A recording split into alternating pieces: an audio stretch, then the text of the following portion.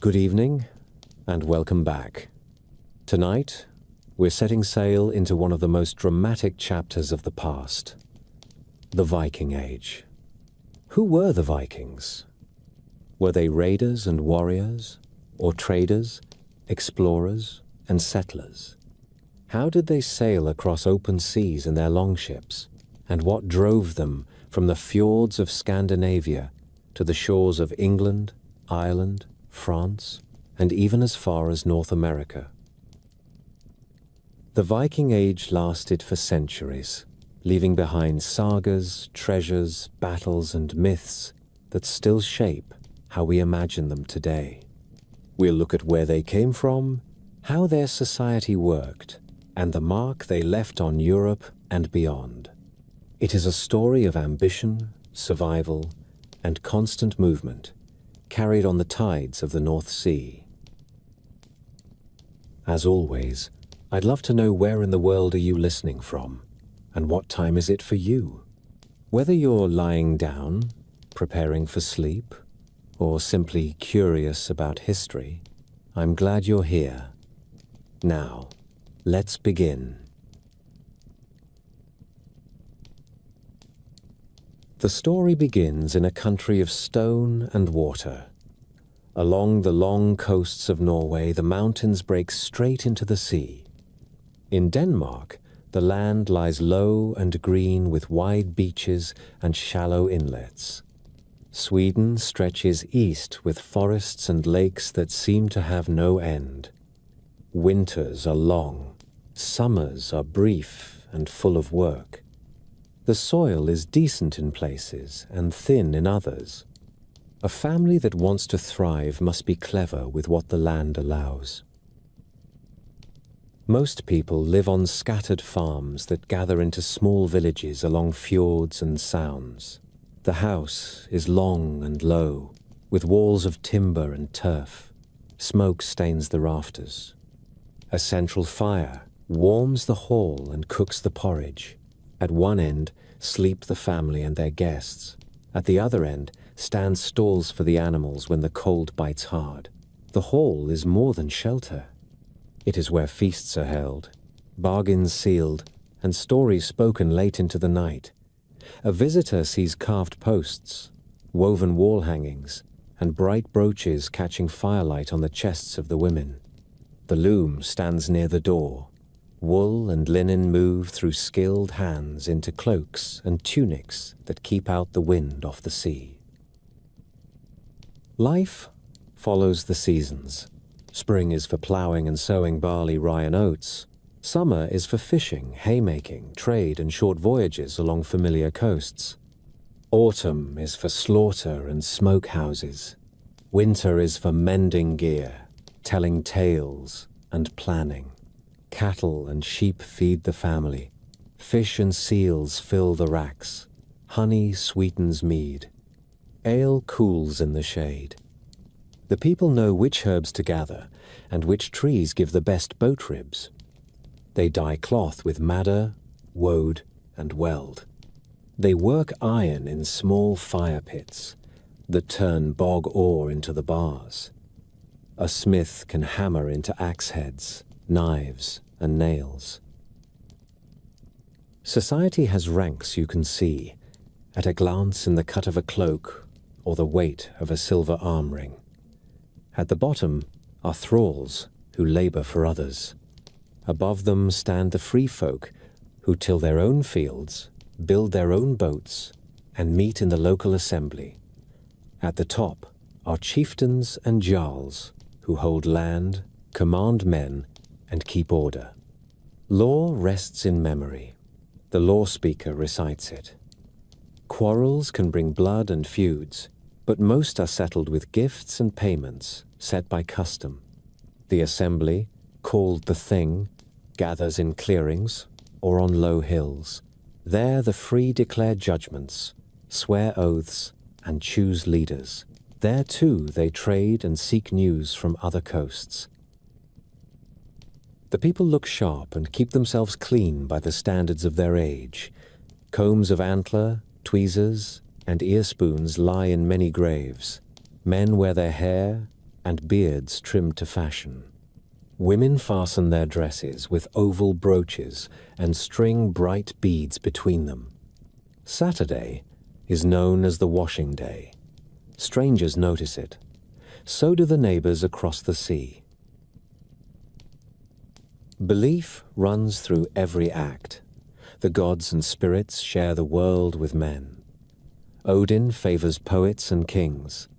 Thor keeps order with his hammer and is a friend to farmers and sailors. Freyr and Njord are asked for calm seas and rich harvests. Offerings are made in groves and at halls set aside for feasts and sacrifice. The dead rest in mounds with their goods, and sometimes with a small boat built above them like a promise for a voyage that has no shore. Stones carved with runes keep names and deeds alive. Carvers trade news as they chip verse and knotwork into the rock. Trade is older than raiding. Long before the first famous monastery fell, Norse and Danes and Swedes ferried goods from market to market. On the Jutland Peninsula, a harbour at Ribe grew busy in the early 8th century. Between the Baltic and the North Sea, a great emporium rose at Hedeby.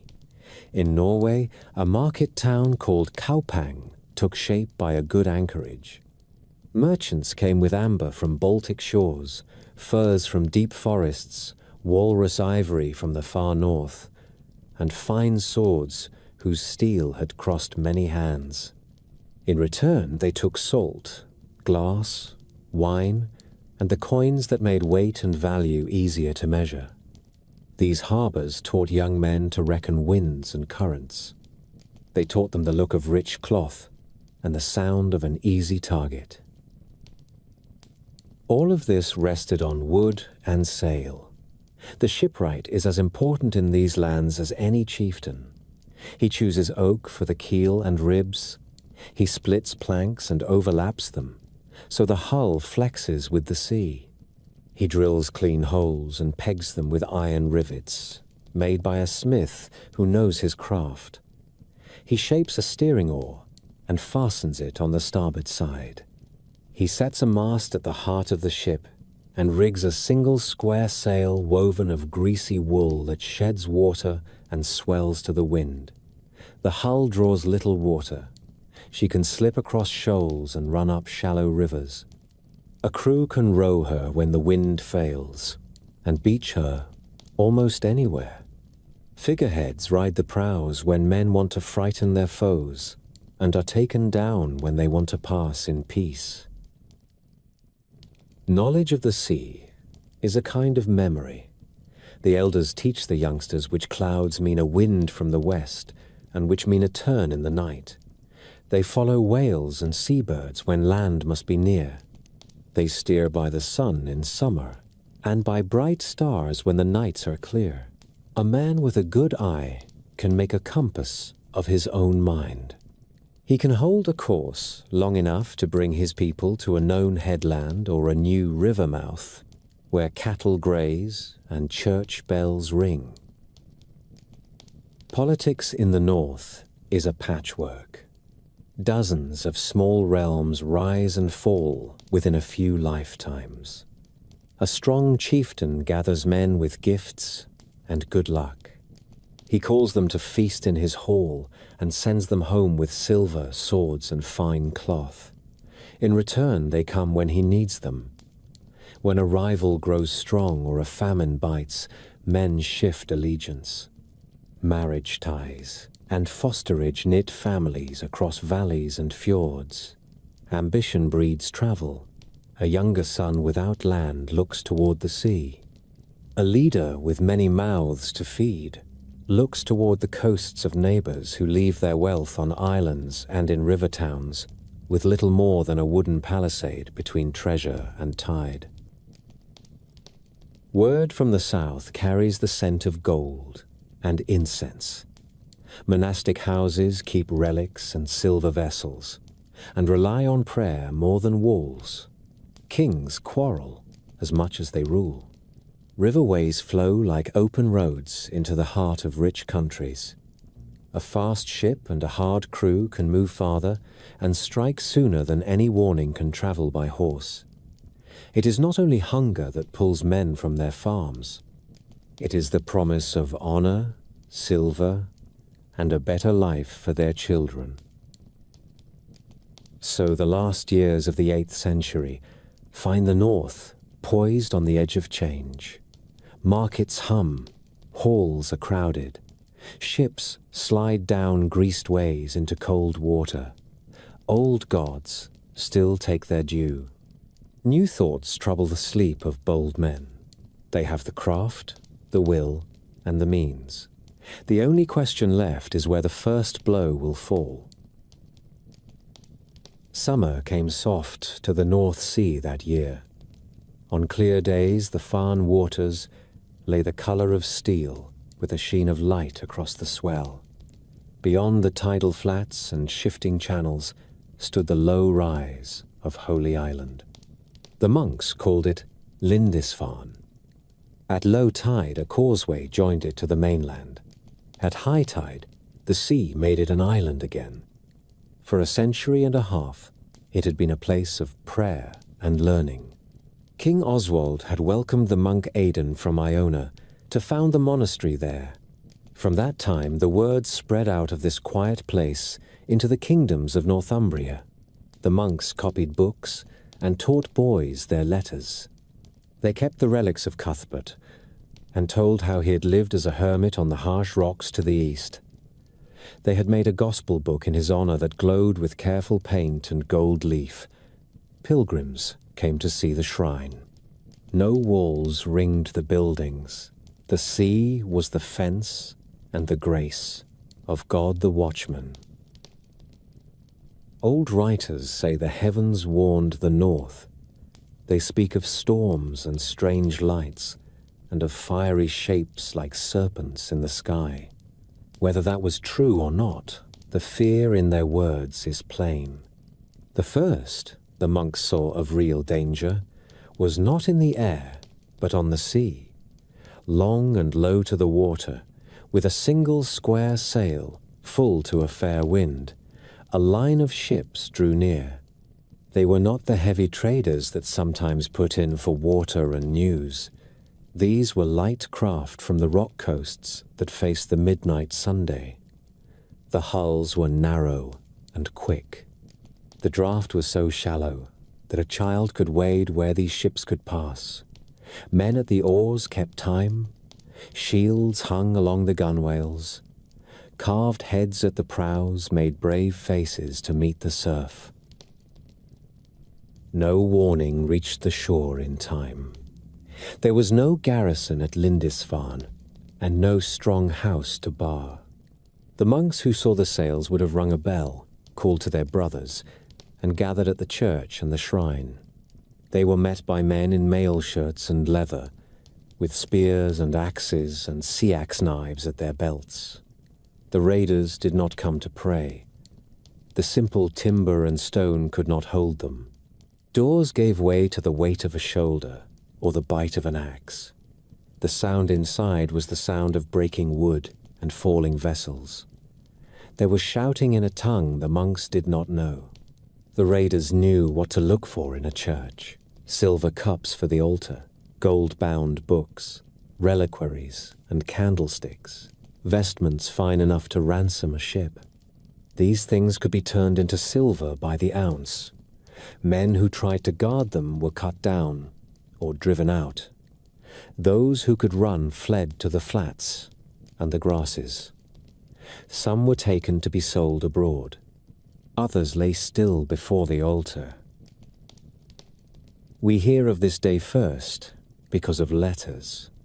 In York and in the court farther south, scholars wrote to the kings and to the monks with words that show true grief.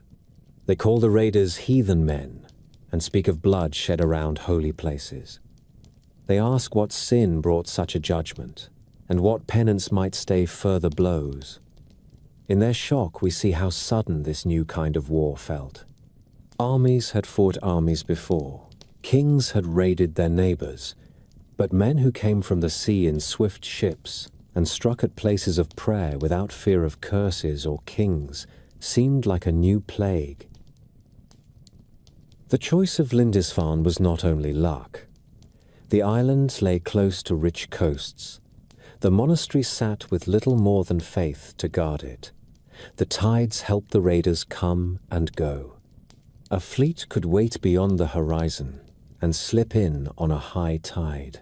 The men who attacked had learned that the wealth of the north was kept in churches.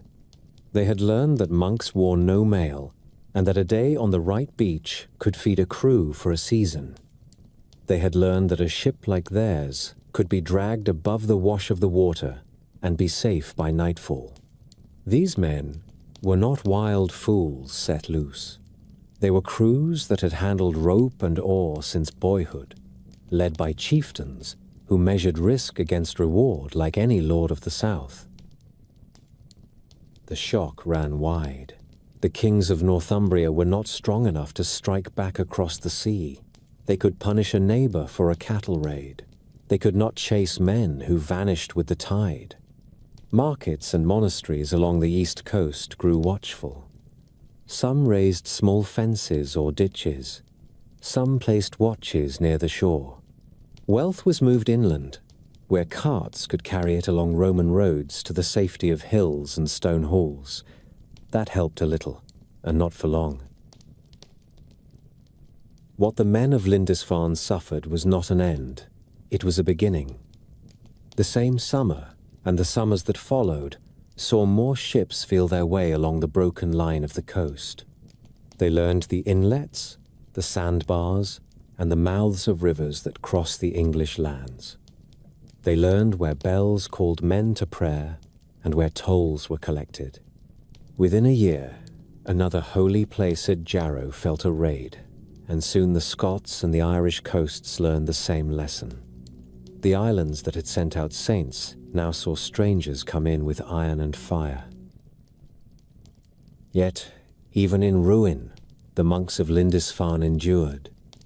They tended their wounded and counted their dead. They repaired their doors and tried to guard their books. The cult of Cuthbert did not die. In later years, when the storm grew stronger, they would take up his body and wander with it from place to place, guarding it through many roads until at last they found a new home on a high peninsula beside a river. But that is a story for later nights. For now, the memory we keep is of a quiet island and a sudden ring of oars, of bare feet on wet sand, of a bell that rang once and was silenced, of the first meeting of two worlds at a low tide on the edge of the North Sea. The raiders went out with the flood, their ships heavy with silver and captives. Behind them, the tide covered the causeway as if to swallow the track of what had passed. The men who survived watched the sea grow smooth again and knew that the world had changed. The wind that brought the longships to Lindisfarne did not tire.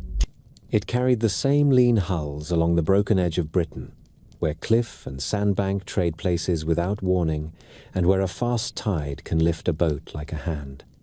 The coastline of Northumbria bends into Yorkshire and then south toward the flat shores of the Thames, and every bend holds a haven if you know where to look. The raiders learned those places quickly. Word of a rich church could pass from a trader to a shipmaster over a cup of ale, and by the next summer, a prow would be nosing through the surf below it. They struck again in Northumbria within a year of Lindisfarne. Chroniclers speak of ships at the mouths of the Wear and the Tyne, and of desperate fights among the dunes and salt grass. Sometimes the sea answered with a storm and flung the raiders onto the shoals. More often the strangers were away with the ebb, leaving a litter of broken doors and charred beams. Then the sails turned north and west. The islands beyond the firths became way stations. Orkney and Shetland offered deep anchorages seal rookeries, and no lord strong enough to forbid a camp. From there, crews slipped through the Pentland Firth on a fair tide, and came down the long western coast, where the sea breaks into lochs and islands. Here lay the old monastery of Iona, a place of learning in a cold sea, and here the raiders returned again and again. In the year 795, the annals mark an attack. In 802, the monks wrote of their buildings burned. In 806, they counted dozens of dead. The shrine of Columba stood, but the island learned that the sea had changed character. It was no longer only a road for pilgrims and fishers. It was the path of men who carried axes and wanted silver. Across the Irish Sea, the first alarms rang as early as 795. The annals name the island of Recru among the first places touched. By the next decades, the raiders knew the Irish coast as well as any local fisherman. They learned the sandbars at river mouths, and they learned the names of houses that kept relics and books trimmed with gold. The monastery at Bangor was plundered more than once. The island hermitage at Skellig was not too steep for men who had climbed sea cliffs since childhood. Soon, fleets were pushing far up the Boyne and the Liffey on the flood. In 837, two great groups of ships entered those rivers at once and fought their way inland with spears and shields locked tight. They took cattle and captives, plundered churches, and then waited for the tide to carry them down again. With experience came a stronger grip. A crew that intends to return needs a safe shore. Gaelic scribes began to use a new word, longfort, a ship camp. In 841, the raiders drove stakes and raised sheds beside two good anchorages. One lay where a dark pool formed in a bend of the Liffey. The other stood at Lyn Duachail on the coast to the north. At first, these were little more than fenced harbours with rough halls for the men who guarded the ships. By winter, they were more. The men dug ditches and drove timbers and lit hearths. They traded hides and amber for wine and grain when they could, and took what they needed when they must. The Longfort by the dark pool would become Dublin, a town that drew merchants from Norway, the Isles, Wales, and the inland kingdoms of Ireland. There, in years to come, captives from raided valleys would be sold to masters who carried them across the sea. There, silver coins from the east would change hands and be melted into arm rings with stamped marks that told the weight and the pride of the smith. Not every Viking leader in Ireland lived long. The annals tell of a warlord called Turgesius, who lorded it over places far from the coast, and who was seized by the High King Mael Seshnail and drowned in a lake in 845. Whether all the stories are true or not, they show a pattern that became clear. Irish kings could rally and drive a fleet from a river, as they did at times on the Boyne, the Liffey, and the Shannon. Yet the riverways and the long coast gave the raiders a freedom no inland king could match. A beaten crew could slip down to the tide, and a beaten fleet could return somewhere else in the next season with new ships and new allies among rival clans. Over time, the strangers were no longer only strangers. Norsemen took wives or concubines among the Gael. Some learned the local speech. Children grew up who could call two countries fatherland. The sea that divides also binds, and in the harbours of Dublin and Waterford in later years, you could hear Norse and Gaelic spoken in the same market. South and east, the English kingdoms felt the same pressure. After the raids in Northumbria, the sails began to appear off Kent and along the Thames. In 835, the men of Wessex wrote of a fleet at Sheppey that went through the island like a scythe through barley. In the years that followed, the ships made a habit of nosing up the estuaries and testing the towns. The kings of the southern English could beat them in open battle when they caught them. They did so at times. But a fleet that chose where and when to fight is a hard enemy. In 851, the chronicle speaks with awe of a great fleet, hundreds of ships, that came up the Thames, plundered Canterbury and London, and then was met and beaten by West Saxon kings and ealdormen in a fight that lasted a day and a night. The victory was real. It was not a cure. The crews that escaped carried the tale of English wealth back to their halls. Others followed the next summer. By the middle of the 9th century, the raiders began to change their habit in England as they had in Ireland.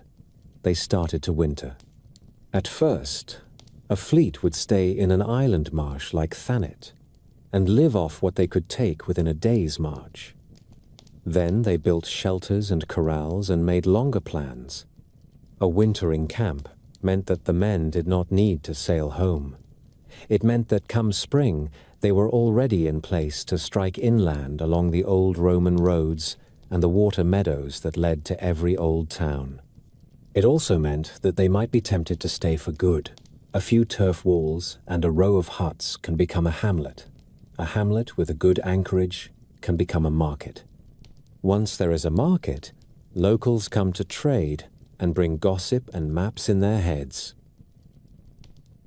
Along the western coasts of Scotland and the islands, the Norse were becoming more than raiders. They took over farms on the Hebrides and intermarried with local families. A new sea people formed, neither only Norse nor only Gael. Later ages would call them Norse Gaels. From their island halls they sailed to Ireland and back, sometimes as traders and sometimes as wolves, and they carried stories and styles both ways. Place names changed. Old words with soft endings gave way to harder sounds. Graves began to hold oval brooches and ring pins that looked like those in Norway. Carved stones showed longships where once they had shown only crosses. Tactic and tool mattered as much as courage. The longship was the lever that moved kingdoms. A crew could pull their hull up any shingle beach and drag it on greased rollers into a tidal creek where a horse could not follow. The shallow draft let them steer across mud flats where a heavier ship would ground. A square sail took them fast along a following wind, and when it failed, they took to the oars. Each man knew his stroke and kept time. Shields hung along the sides like scales. When they beached the ship, they lifted the shields down and locked them together into a wall, a moving roof when arrows began to fall. They used surprise, but they did not rely on it alone. They were disciplined in a simple way, bound to their chieftain by gifts and oath, and eager for silver weighed on a balance. The targets were not chosen at random. Monasteries held portable wealth. A cup of silver can be carried to a ship and measured into arm rings. A ring can be cut and weighed when it comes time to share. Cattle could be driven to a beach and loaded into small boats to ferry to the larger hulls. Slaves could be marched at spear point and sold later in the harbors that grew under foreign banners. A town with walls and a garrison could be left for another day. A village with a church and a priest who rang a bell instead of blowing a war horn was a safer choice. The raiders kept lists in their heads. They learned the calendar of saints' days when a place would be crowded. They learned where fairs were held. They learned where a river narrowed, making an ambush likely, and where a ford offered a quick escape. The English and the Irish were not helpless. Local lords raised men and rode. Sometimes they caught a landing party scattered among the huts and granaries and cut them down to a man. When a fleet was sighted early and the wind turned, A band of raiders could be trapped on a bar and finished with javelins and stones. In Ireland, kings mustered against the Longforts and burned them. Victories like these fill the annals because the scribes preferred to record the times when their people prevailed. Yet the writing between the lines tells another truth. If the raiders kept coming back, it was because the sea gave them the advantage of choice, and because the wealth that kept churches bright and kings in wine was worth the risk. By now the arc of the story is clear. What began as quick strikes at lonely islands becomes a grinding pressure along entire coasts. Once a crew learns to stay the winter, they begin to think in years. Once a camp becomes a market, ships follow the smell of trade as much as the smell of smoke. Along the Irish Sea and in the north of England, the names of Viking captains enter the record. The old kingdoms begin to bend. Some break and go dark in the annals for a time. Some harden in the fire and learn to build new kinds of defenses that will matter in the years ahead. In the abbeys that survived, monks repaired roofs and recopied books on scraped vellum. In the halls of the kings, messengers were sent and oaths renewed. The men who kept inns along the coast learned to listen for the change in the wind and to count the gulls. On high ground by a river bend, a lookout would watch the tide creep in and wonder if the next tide would bring sails. The rivers of the Frankish world run like long fingers toward the heart of wealth. The Seine curls from the channel through low fields and orchards to the city that would one day be king of cities. The Loire wanders across half a country past vineyards, abbeys, and old Roman towns. The Garonne draws a line from the Bay of Biscay toward the warm south. Where a road has a gate, a river has a mouth. The men who sailed west from Norway and Denmark learned that quickly. A longship that can slip over a sandbar can find itself at the wharves of a market town before the bell in the nearest church has finished sounding the hour. The Carolingian realm that faced them was powerful and divided in the same breath. Charlemagne had died in the year 814.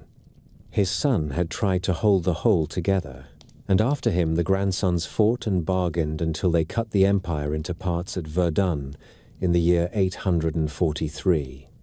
Kings now ruled West Francia, Middle Francia, and East Francia. Each had counts and bishops to command. Each had proud nobles who guarded their own interests first. The seams of that bargain ran along rivers and frontiers. The Northmen came probing those seams. They found them. Rouen felt the fire early. The year 841 is remembered for flames along the Seine. 2 summers later, a fleet that the annals counted in many tens of ships drove up the same river with a steady wind and the pull of the tide. At their head was a leader Latin writers called Reginherus. Later, storytellers would fold him into the saga of Ragnar. The names matter less than the day. In the spring of 845, the ships reached the island city on the Seine, the early Paris of bridges and wooden houses and stone churches. Charles the Bald gathered men and tried to bar the river. The Vikings beat the force that stood in their path and drifted on with the flood.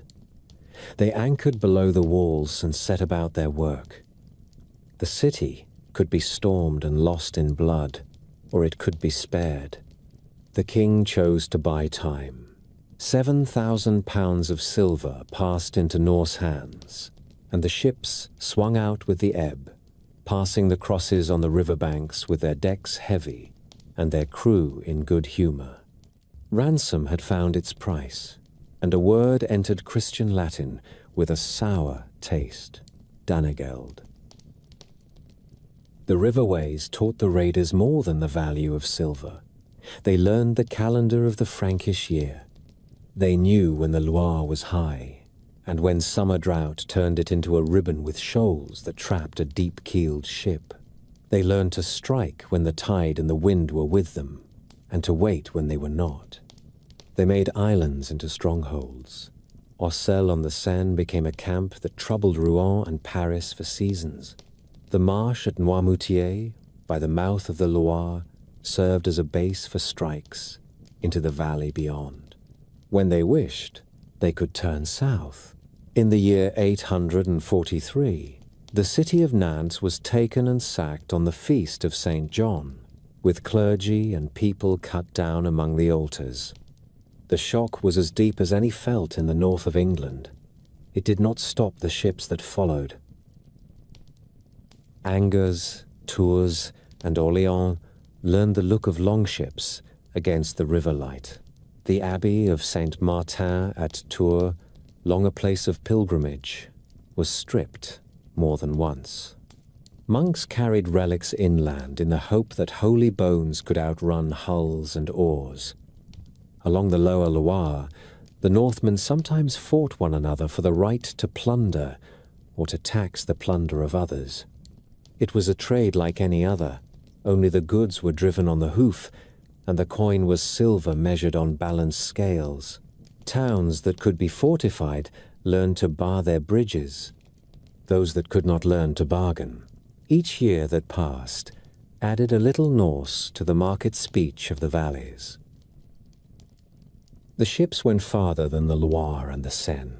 They tried the Garonne and reached Bordeaux. They turned the prows south and learned the look of Iberian shores. In the year 844, a fleet entered the Guadalquivir and tested the pride of the emir at Seville. The fight they found there was harder. Fire ships and armored cavalry made poor prey. Many died, and the survivors went back to the ocean with their lesson. They were not done with the south. Years later, other bands would pass through the straits and work the coasts of the western Mediterranean. They took shelter in the Camargue among the reeds and salt lagoons. They pushed up the Rhone. They raided inland towns like Arles and Nimes and turned their sails toward Italy. Pisa paid them to go away. Luna felt their fury because they mistook its marble walls for Rome. The crews came home with tales of strange food, hot sun, and richer ships. The kings of West Francia could not let the rivers remain open roads. Charles the Bald and his advisors began to answer with more than ransoms. They tried to forbid the sale of horses and weapons to the Northmen. They ordered bridges to be fortified with towers and palisades, so that a line of ships could not pass without a fight. They called their upriver nobles to take turns guarding these blockages. The work was slow and expensive. It was also necessary. Where a strong bridge stood, a fleet had to stop or look for another river. Where a town held a bridgehead with men and engines, a siege could be forced on the raiders who had hoped for a quick raid. Not every answer was a bridge or a coin. Some men made their names in blood. Robert the Strong fought along the Loire and grew famous among the Franks before he fell in battle in the year 866. His sons and grandsons would one day sit on the French throne. The great counts of the realm learned the art of raising mounted bands that could reach the river towns faster than a foot levy. Priests preached penance and prayer, and kept a careful account of gifts to saints who had shown favor in a narrow escape. Bishops hired mercenaries. The time made many sinners and many saints. The Vikings changed as they adapted to the rivers they haunted. A crew that found an island anchorage too good to abandon cut timber and built better sheds. A shed became a hall. A hall drew traders and craftsmen. Soon markets grew behind a fence of sharpened stakes. A wintering place became a base. When a Carolingian count came with a levy and the luck of the saints, the place might be burned. If he failed, the camp would grow stout again by the next flood. Men in such places married local women or took captives into their houses and raised children who spoke two tongues without thinking.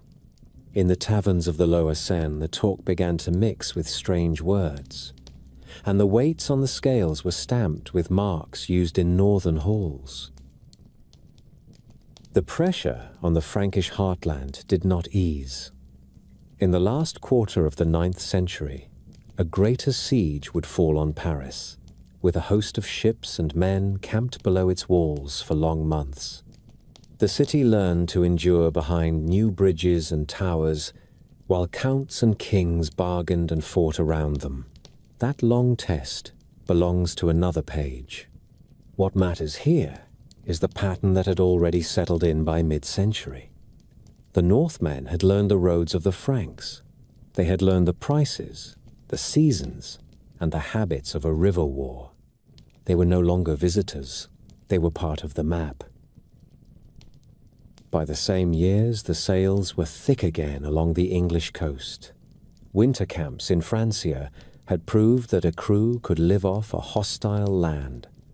The lesson would be applied across the Channel in a way that turned quick raids into war for whole kingdoms.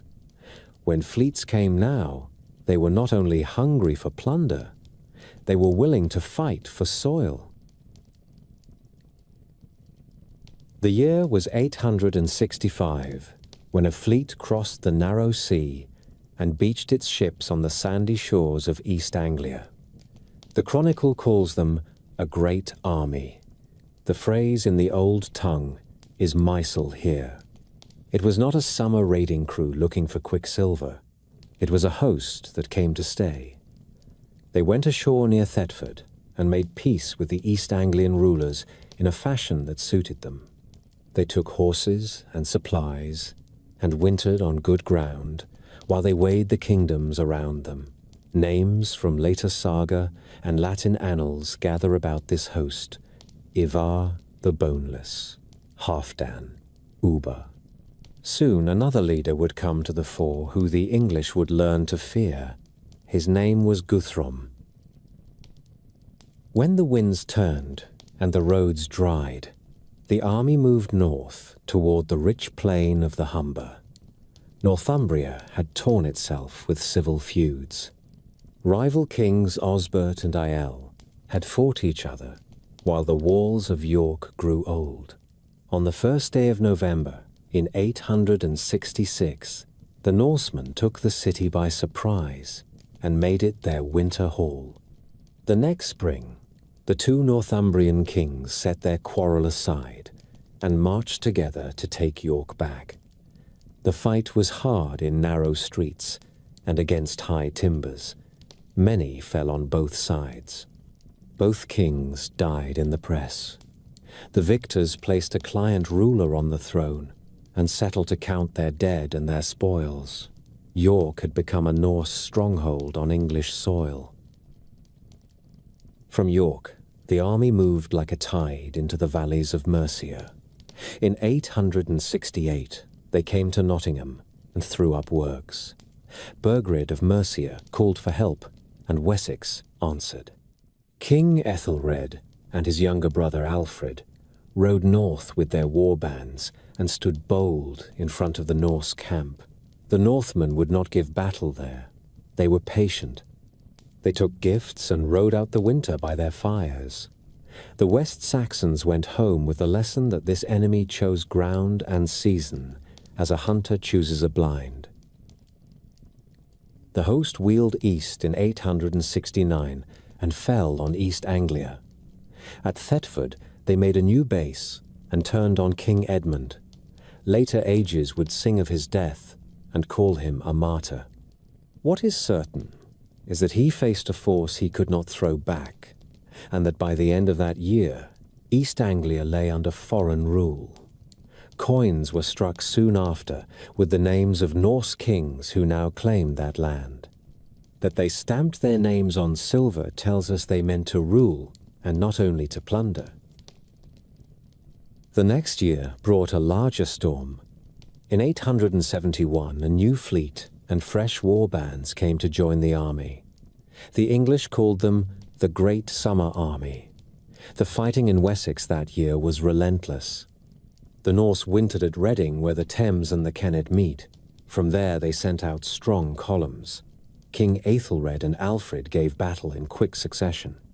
At Ashdown on the Chalk Ridge, the English won a hard day and slew a king called Bagsec and several jarls. At Basing and at Meritun they were beaten back. Ethelred died that spring, and Alfred took the crown in a season that offered him little peace. When both sides were worn thin, the new king bought time.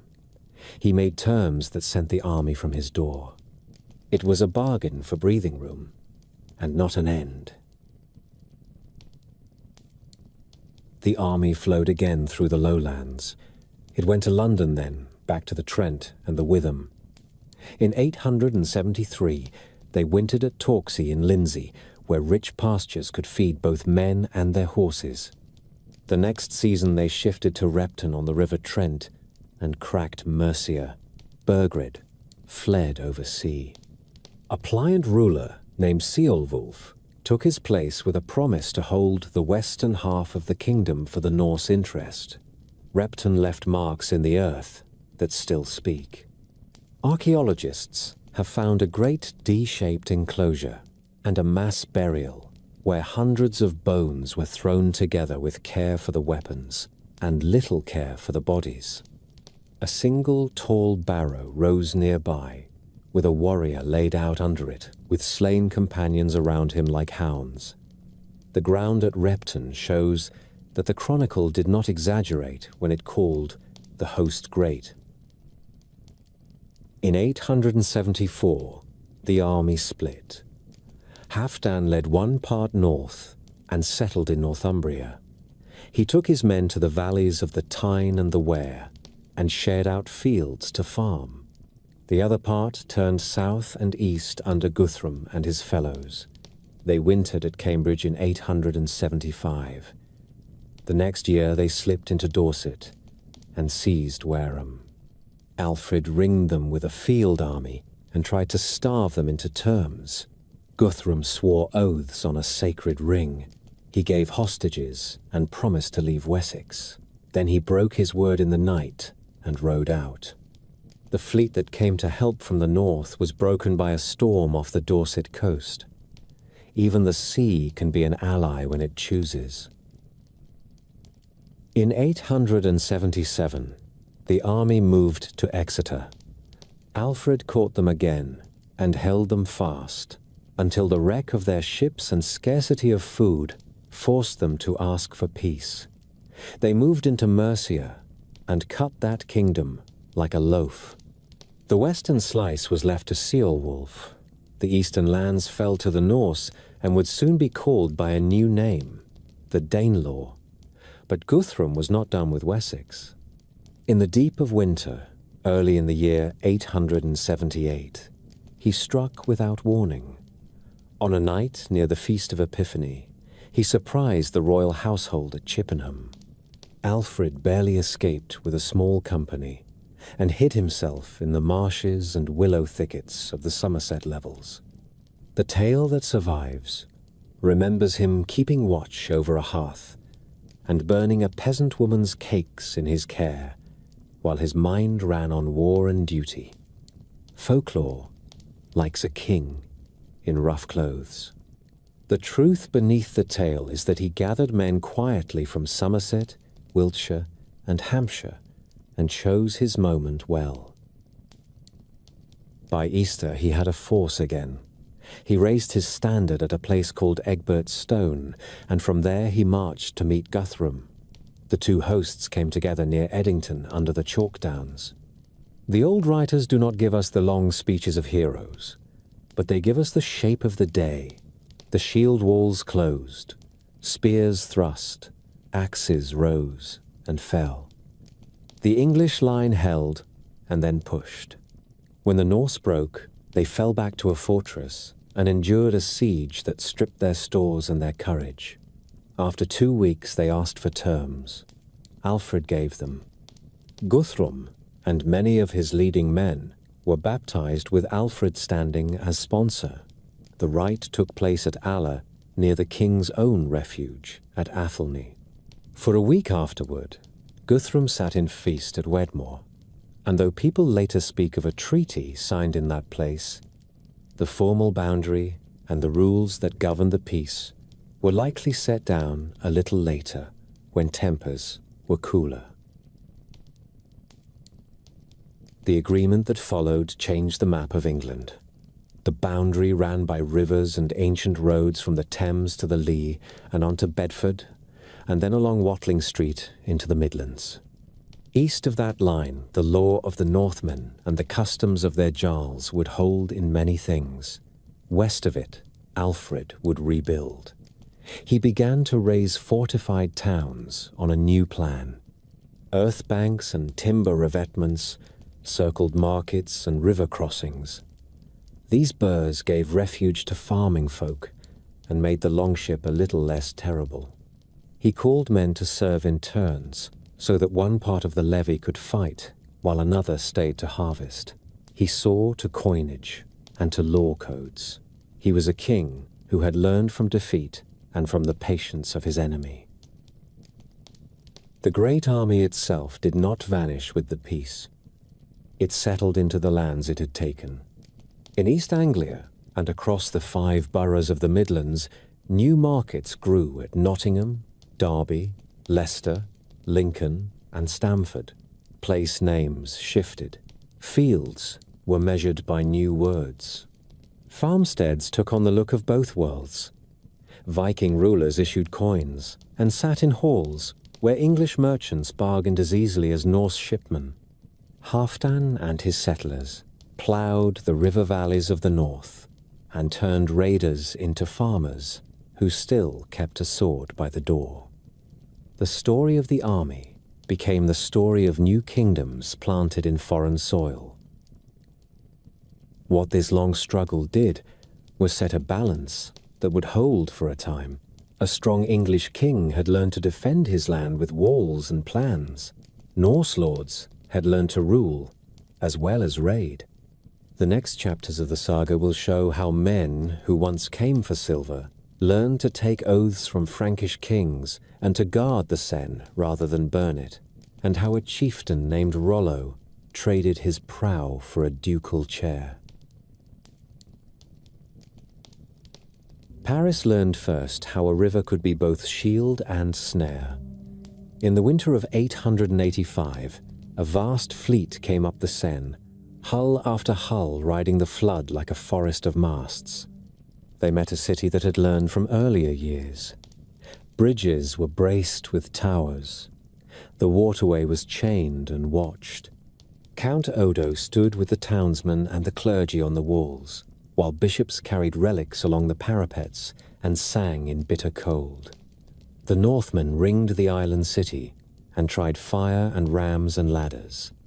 They came again in spring, when the thaw swelled the current. The defenders held. Charles the Fat at last paid the besiegers and let them pass upstream to ravage Burgundy rather than break themselves on Paris a second time. The lesson settled on both sides. A river can feed a siege as easily as it feeds a city. A king who cannot keep his roads clear will buy time with silver. Out of these long seasons on the Seine, a single hard man rose to the front. Latin writers called him Rollo. Later clerks would claim him a Dane or a Norwegian. He had a camp on the island of Wassel, and he knew every bend between the sea and Paris. He exacted tolls from merchant hulls and treated the valley as his own. Counts who faced him did not forget his terms. He would take coin and captives, or he would take blood. The kings of the Franks were no longer the men of Charlemagne. West Francia was ruled by Charles the Simple, a prince with little iron to back his seal. He needed the lower Seine quiet. He needed Rouen to trade, and the abbeys to breathe without smoke in their rafters. In the year 911, Rollo and his allies pushed inland again and met a Frankish host near Chartres. The counts had gathered. Robert of Neustria was there, and Richard of Burgundy. The story says the cannons brought forth a veil of the Virgin, and that the sight of it shook the raiders. What matters is that the field went to the Franks, and the Norse fell back downriver in poor order. It was enough to force a bargain. They met at the river Epte, a small stream that slides into the Seine north of Paris. The place is Saint Clair. The treaty made there drew a new line on the map. Rollo would take the land from the Epte to the sea, with Rouen as its heart, and he would hold it from the king. He would accept baptism, and he would defend the mouth of the Seine against any fleet that came to plunder as he once had. In return, Charles would recognize him as a lord with right to rule and right to pass his title to his son. Later grants would add the Bessin and then the Cotentin, so that a narrow river duchy grew into a long curve along the Channel shore. The stories put color to the scene. One tells that Rollo refused to kneel and kiss the royal foot, and that one of his men took the king by the ankle and tipped him backward. Another says a Frankish princess named Gisela was given in marriage to the new count. What the documents show more clearly is that a woman named Poppa of Bayeux lived with Rollo and bore him a son called William. Whatever the exact ceremony, the change was real. Soon after the treaty, Rollo was baptized at Rouen. He took the Christian name Robert, and with it a new public face, though he kept the ship terms and the war customs that had made him feared. From that day, the lower Seine changed its habits. The Norse camps that had been thorns in the flesh of the valley were broken up or turned into market towns. Rouen became a seat rather than a prize. Rollo shared lands among his followers and bound them with the same gifts and oaths he had used on shipboard. Only now the gifts were fields and mills, and the oaths were sworn before bishops as well as captains. Merchants found that a toll paid once at the mouth of the river was cheaper than being plundered 3 times on the way to Paris. Monks returned to ruined houses at Jumièges and Saint-Ouen and began to raise stone again with help from the new lord, who needed their prayers to prove his change of heart. Rollo ruled to a great age. His men patrolled the estuary and watched the bays where strangers once hid. He learned to ride at the head of mailed horsemen and to call his war bands with the horn of a count rather than the cry of a sea king. He spoke in the council of the Frankish nobles when it suited him and ignored them when it did not. He kept the old habit of the assembly. Men of rank met to judge and to advise under his eye, and the law that grew in the duchy was a mix of Carolingian custom and northern habit. The speech in the streets shifted. Norse words lingered in place names and on the tongues of old men. French became the language of the court. Priests taught Latin to boys who would one day sign charters with their new names. When Rollo set down his burden, it passed to his son William, called Longsword. William drove the frontier west into the Cotentin and Avranchin, and brought the rocky cap of Mont Saint-Michel into his reach. He did not live long. In 942, he fell to ambush at a parley near the Somme. His son Richard was a child when the news reached Rouen. Kings and counts thought the duchy would be an easy prize. It was not. Richard was seized and carried to Laon. He escaped, found friends, and grew to manhood with a talent for patience. Richard I made a realm that could endure. He supported the work at Fécamp, and later sent monks to build again on the mount in the bay, where the tide runs like a river. He brought men who knew stone and men who knew riding into his pay. He guarded his borders and married his house into the lines of his neighbors. His son, Richard II, broadened that work and made the Norman court a place where poets and captains could both find a seat. Out of this slow melding, a new people formed. They called themselves Normans, the men of the north, yet their fields were in Neustria, and their speech in the halls was a swift French that took the crispness of the Old Norse and made it sharp. They kept the love of bold raids, but now they rode heavy horses and fought with lances in close order, as the Franks did. They built square stone keeps over the rivers they once crossed by stealth. They prayed in churches they had raised on the rubble of places their fathers had burned. The valley grew quiet under their ward. Traders came up from the sea without fear. When other Viking ships appeared, they found the estuary guarded by men who knew every trick of a river war and who would take no bribe to look away. The birth of Normandy marks a turn in the story of the age. A raider became a count, then the son of that count became the father of dukes. The river that had carried plunder now carried wine and wool, and the prayers of monks who copied books under new roofs. The duchy stood with a foot in two worlds, northern in memory and Frankish in law. In a later century, a duke from Rouen would look across the channel and see a crown waiting. For now the work was nearer at hand, fields to parcel, abbeys to endow, enemies to watch, a people to shape. Sail west out of Norway in a clear summer, and the sea soon lifts into a long swell. The sun hangs late, and the night is pale. Whales roll and sound. The birds thicken as land draws near. A low coast shows first, then black cliffs and snow-streaked mountains. The men at the oars smell sulphur and salt together, and know they have found the fire island that traders whispered about at Ribe and Hedeby. They call it Iceland. There were rumors before the first farm. Irish hermits may have used the far western islands as places of prayer and silence. The Norse called such men papar, and some skerries keep that name. What comes with certainty is a wave of settlers that begins in the later part of the 9th century. The story most Icelanders repeat places the first permanent home at Reykjavik.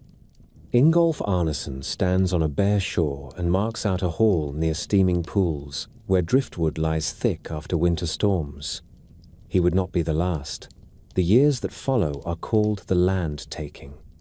Families arrive in summer fleets and claim valleys and shore meadows as much by custom as by muscle. A medieval book, the Book of Settlements, lists hundreds of names and lines of kin with a pride that says, "This island belongs to people who remember who they are and whose they are." Archaeology leaves a clear line to mark this beginning. A fine spread of ash from a late 9th century eruption lies like a seal across the old turf. Above it, you find hearths and post holes and the bones of cattle and sheep. Below it, you do not. That ash layer is a date written by fire. It tells us that the first true farms rose soon after the year 870. The settlers learned quickly what the land would give and what it would take away. There were no forests like the deep woods of Sweden. There were birch groves and scrub and plenty of peat. They cut turf in great rectangles and stacked it into thick walls that held heat. Timber for roofs and ships came on the backs of the waves. Driftwood from the north and east rode the currents to Iceland, and men hauled it ashore like treasure. A farm on Iceland needs hay more than anything. The winters are long, and the grass stops growing early. The families cut hay from every flat meadow and every river bend that will carry a scythe. They stored it under turf and carried it to the byre through snow that could swallow a pony. Sheep were the heart of the wealth. Cattle gave milk, butter, and soft cheese when summer grass was rich. Goats browsed where sheep would not. The small, sure-footed Icelandic horse became the best tool in the yard once the first foals were born on the new farms. Barley can grow in a mild year, and some tried, but grain was never the strength of this island. Men fished from open boats near shore, and every spring the beaches lay white with dried cod that would keep for months. Seals and occasional beached whales made a feast and filled the oil lamps. Birds filled the cliffs and their eggs, and down were taken by men who tied ropes around their waists and went over the edge with a calm born of need. The homes they built were low to the ground with doors that faced away from the worst winds. A long room with a central fire, bed places tucked into the walls, benches lined with woven blankets, and a small chamber set aside for stores. Smoke worked its way through the roof turf. In winter, a haze hung beneath the rafters, and the smell of peat and wool filled your lungs. Women kept the looms going through the dark months. They spun yarn and wove a stout cloth called vadmal that later served as money as much as clothing. Iron came dear. The smith smelted bog ore in small furnaces and turned it into nails and simple tools. Fine swords and good timber came from abroad and had to be paid for with wool and hides and homespun cloth. The families brought more than animals and tools. They brought their law. Iceland grew without a king. Authority rested with chieftains called godar, who held following rather than fixed office. Men chose which chieftain to support and could shift that allegiance if they wished, a custom that bound leaders to their people by bargains and honor rather than by royal decree. Disputes were taken to the local assembly in summer. There, neighbors judged neighbors and set payments for injury and insult. Blood feuds were real and sometimes ruinous, but the culture valued settlement. A wronged man asked for compensation first, and killing brought outlawry and the stripping of rights when the law was clear. In the year 930, the freemen of the island founded a general assembly that gave this scattered land a single voice. They chose a rift valley with a straight water and a lava plain as the place. The name they gave it was Thingvellir, the fields of the assembly.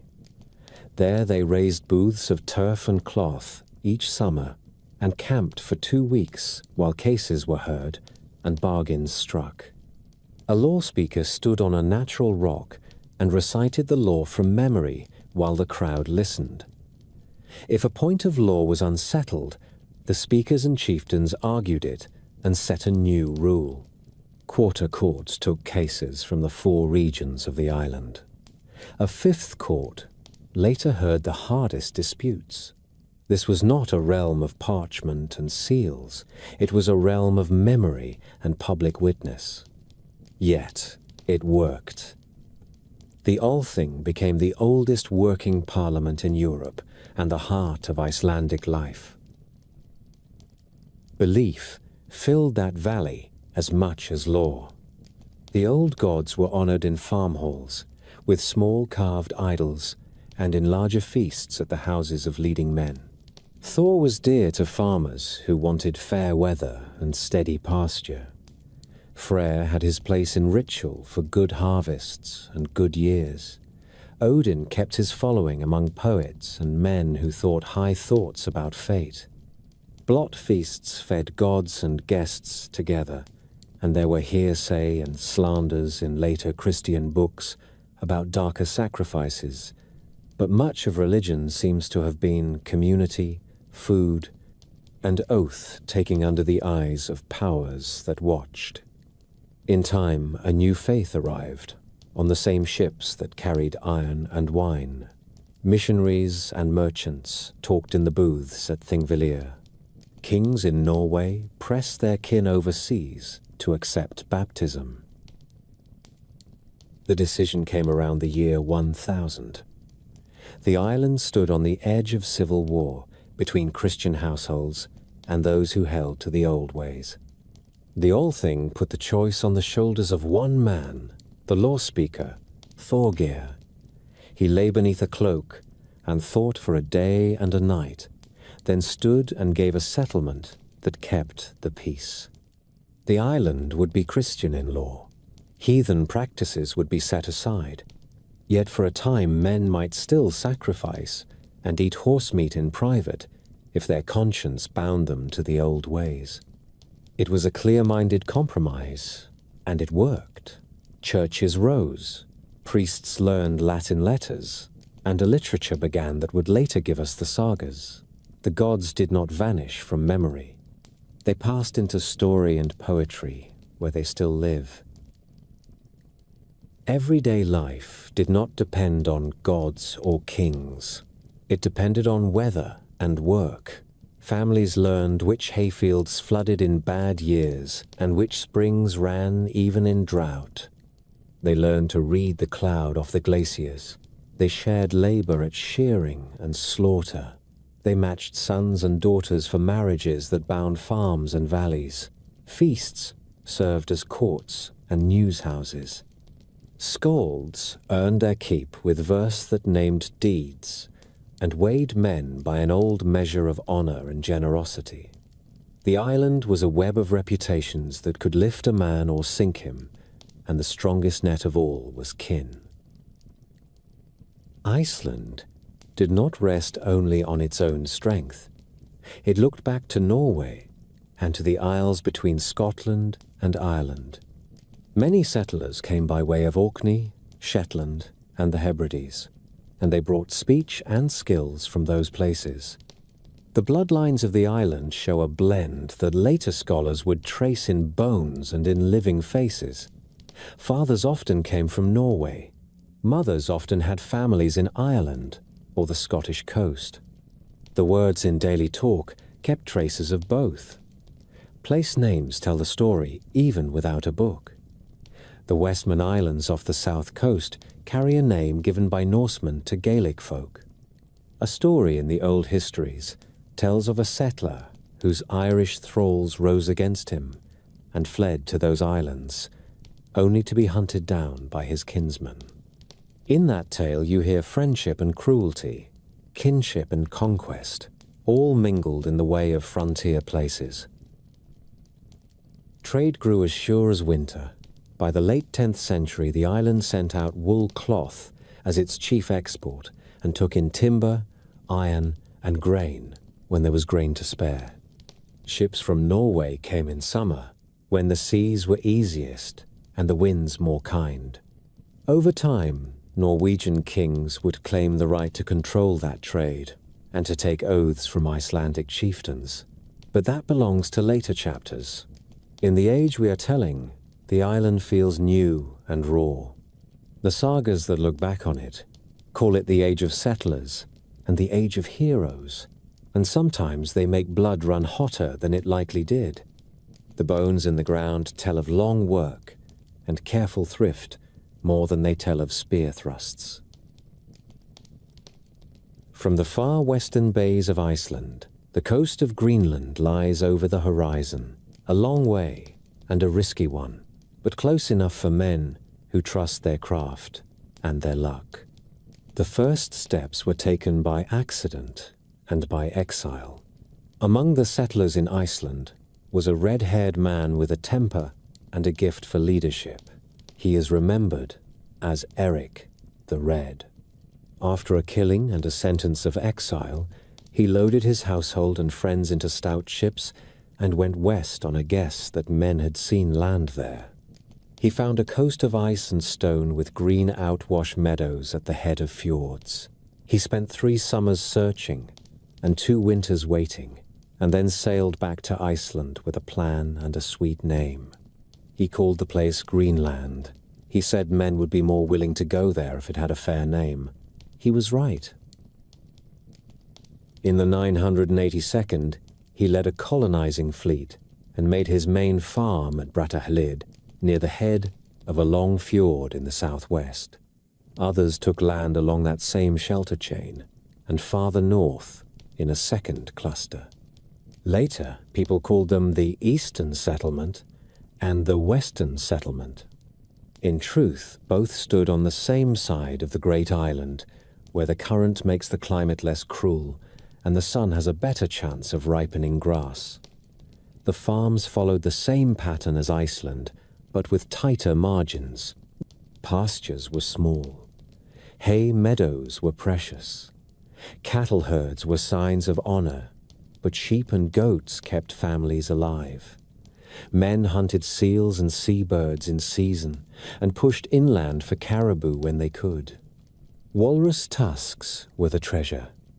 Traders in Europe paid well for ivory that could be carved into knife handles, gaming pieces, and church art.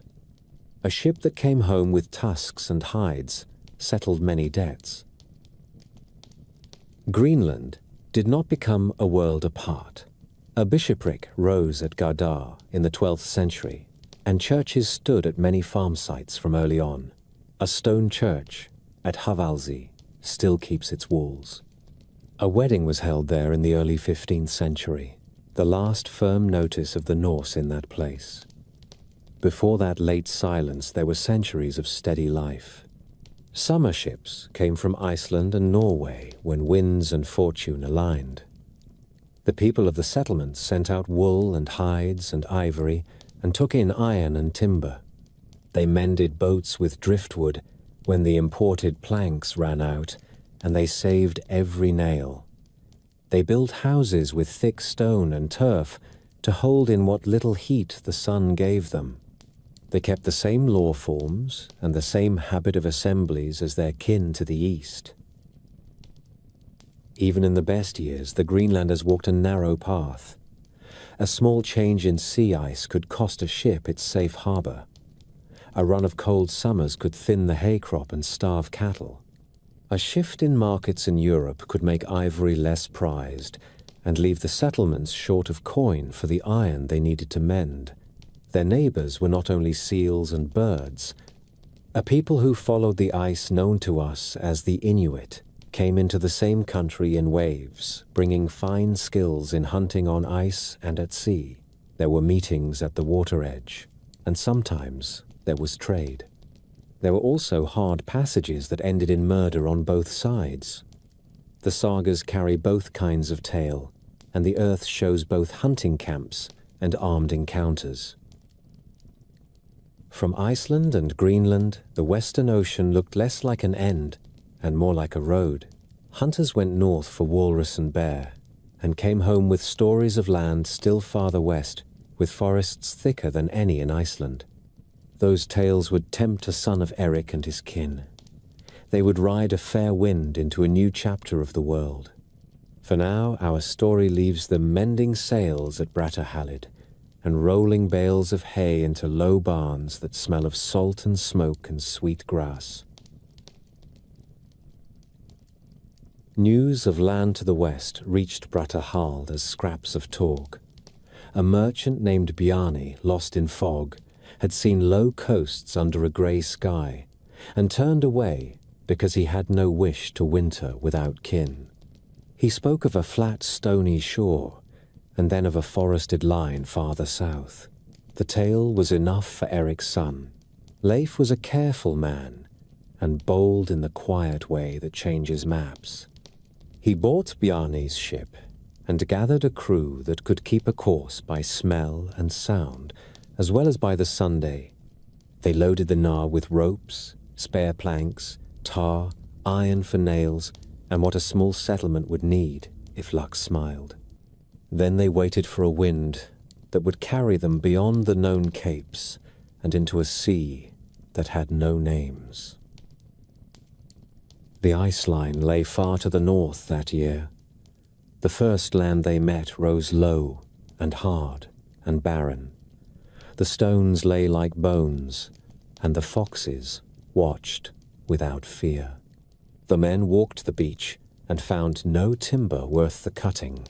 Leif called it Helluland, the land of flat stones. Those who study the coasts think this was Baffin Island. The crew did not linger.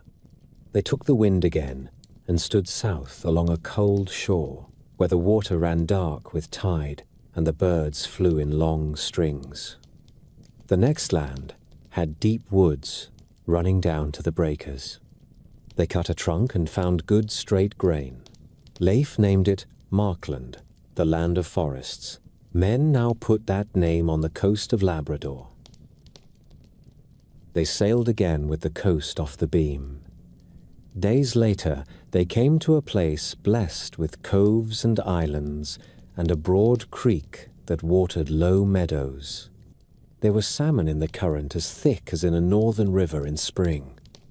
The winters must be lighter here, someone said, for the grass still held color. The crew lowered the sail and let the current take them up the creek to a lake that opened like a hand. They beached the ship and felt the sod underfoot. Here they raised halls of turf and timber and set a smithy on a little knoll.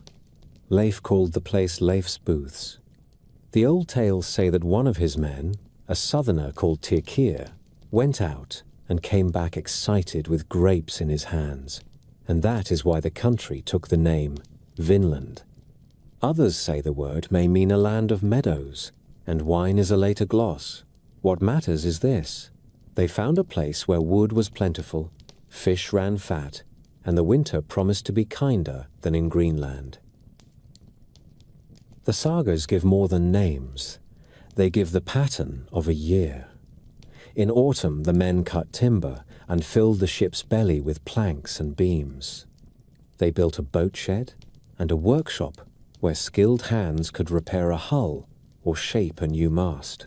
They smelted iron from bog ore in a small furnace and made nails for the voyage home.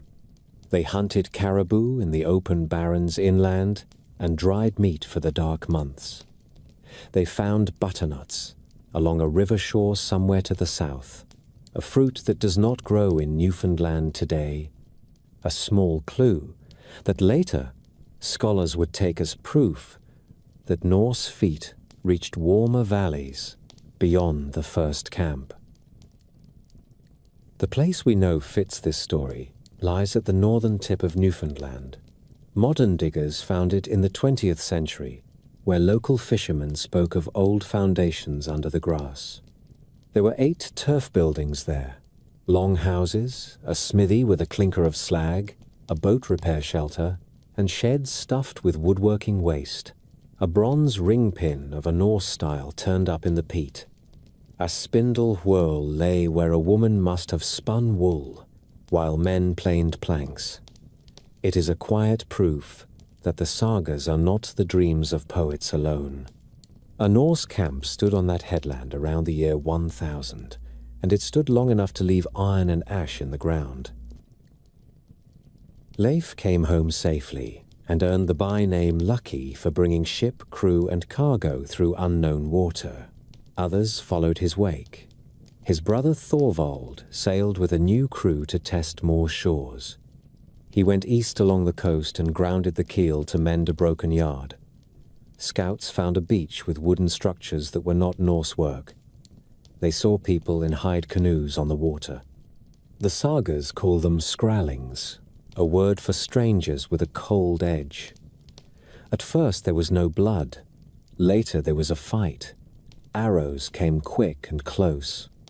Thorvald took a shaft under the ribs and died on the beach, looking at a headland he said he had loved at first sight.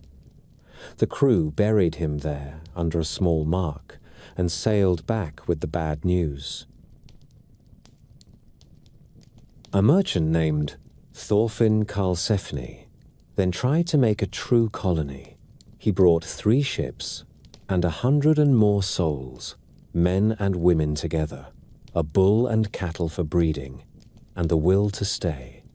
They returned to the lake camp and made it their base.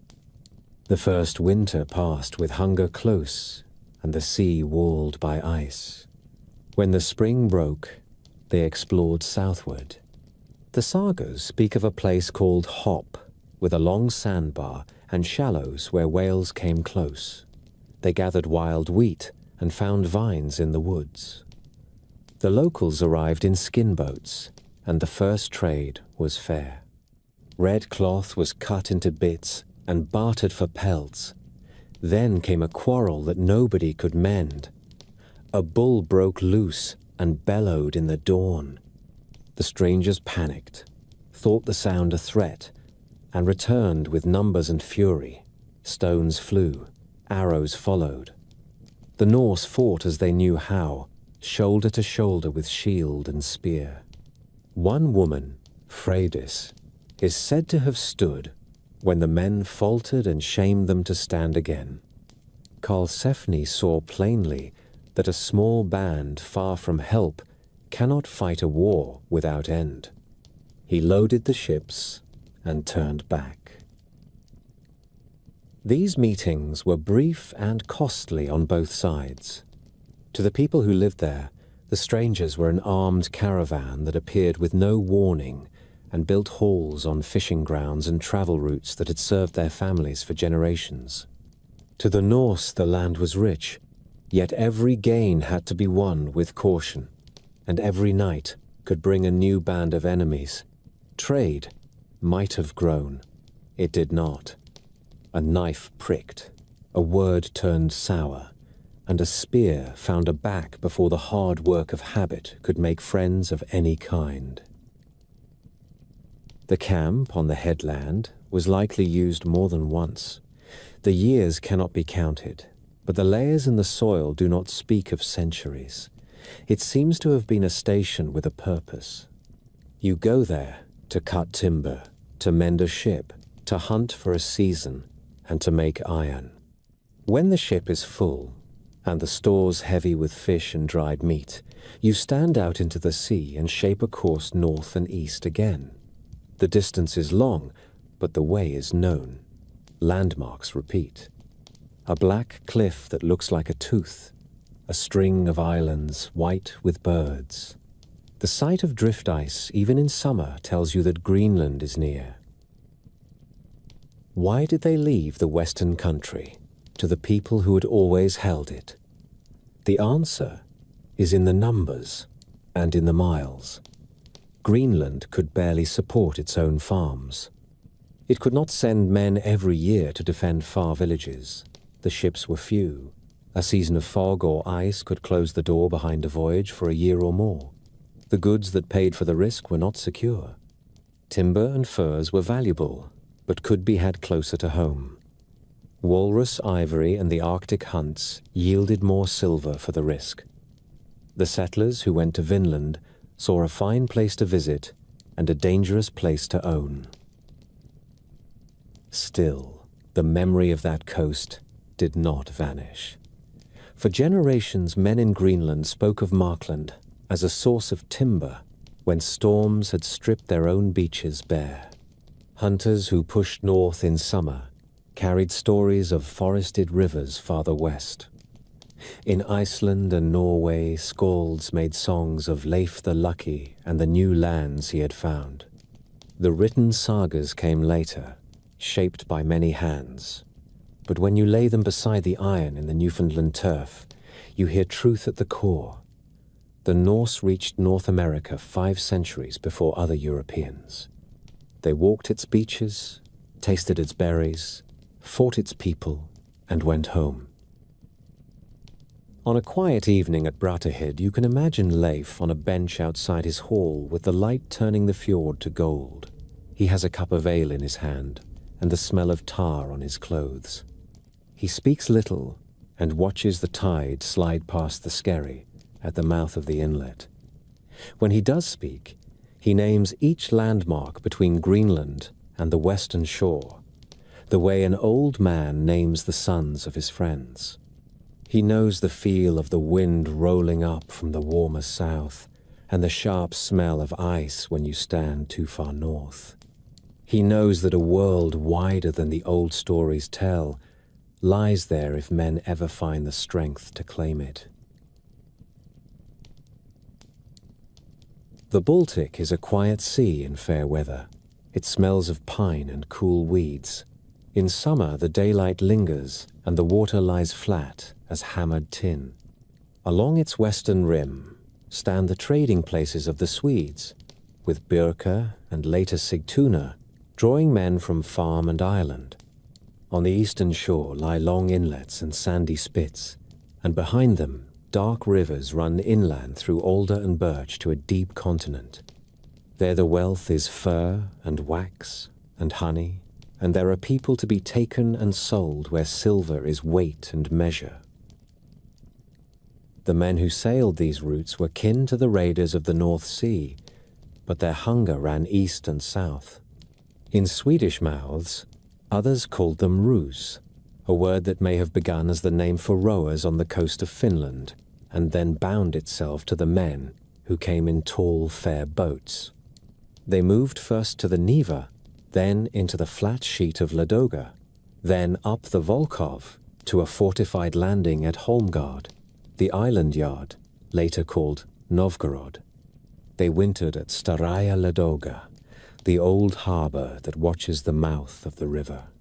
They cut timber for new hulls and paid for grain, and women with dirhams of Arabic silver that had traveled by a long chain of hands from far cities under a hot Sunday.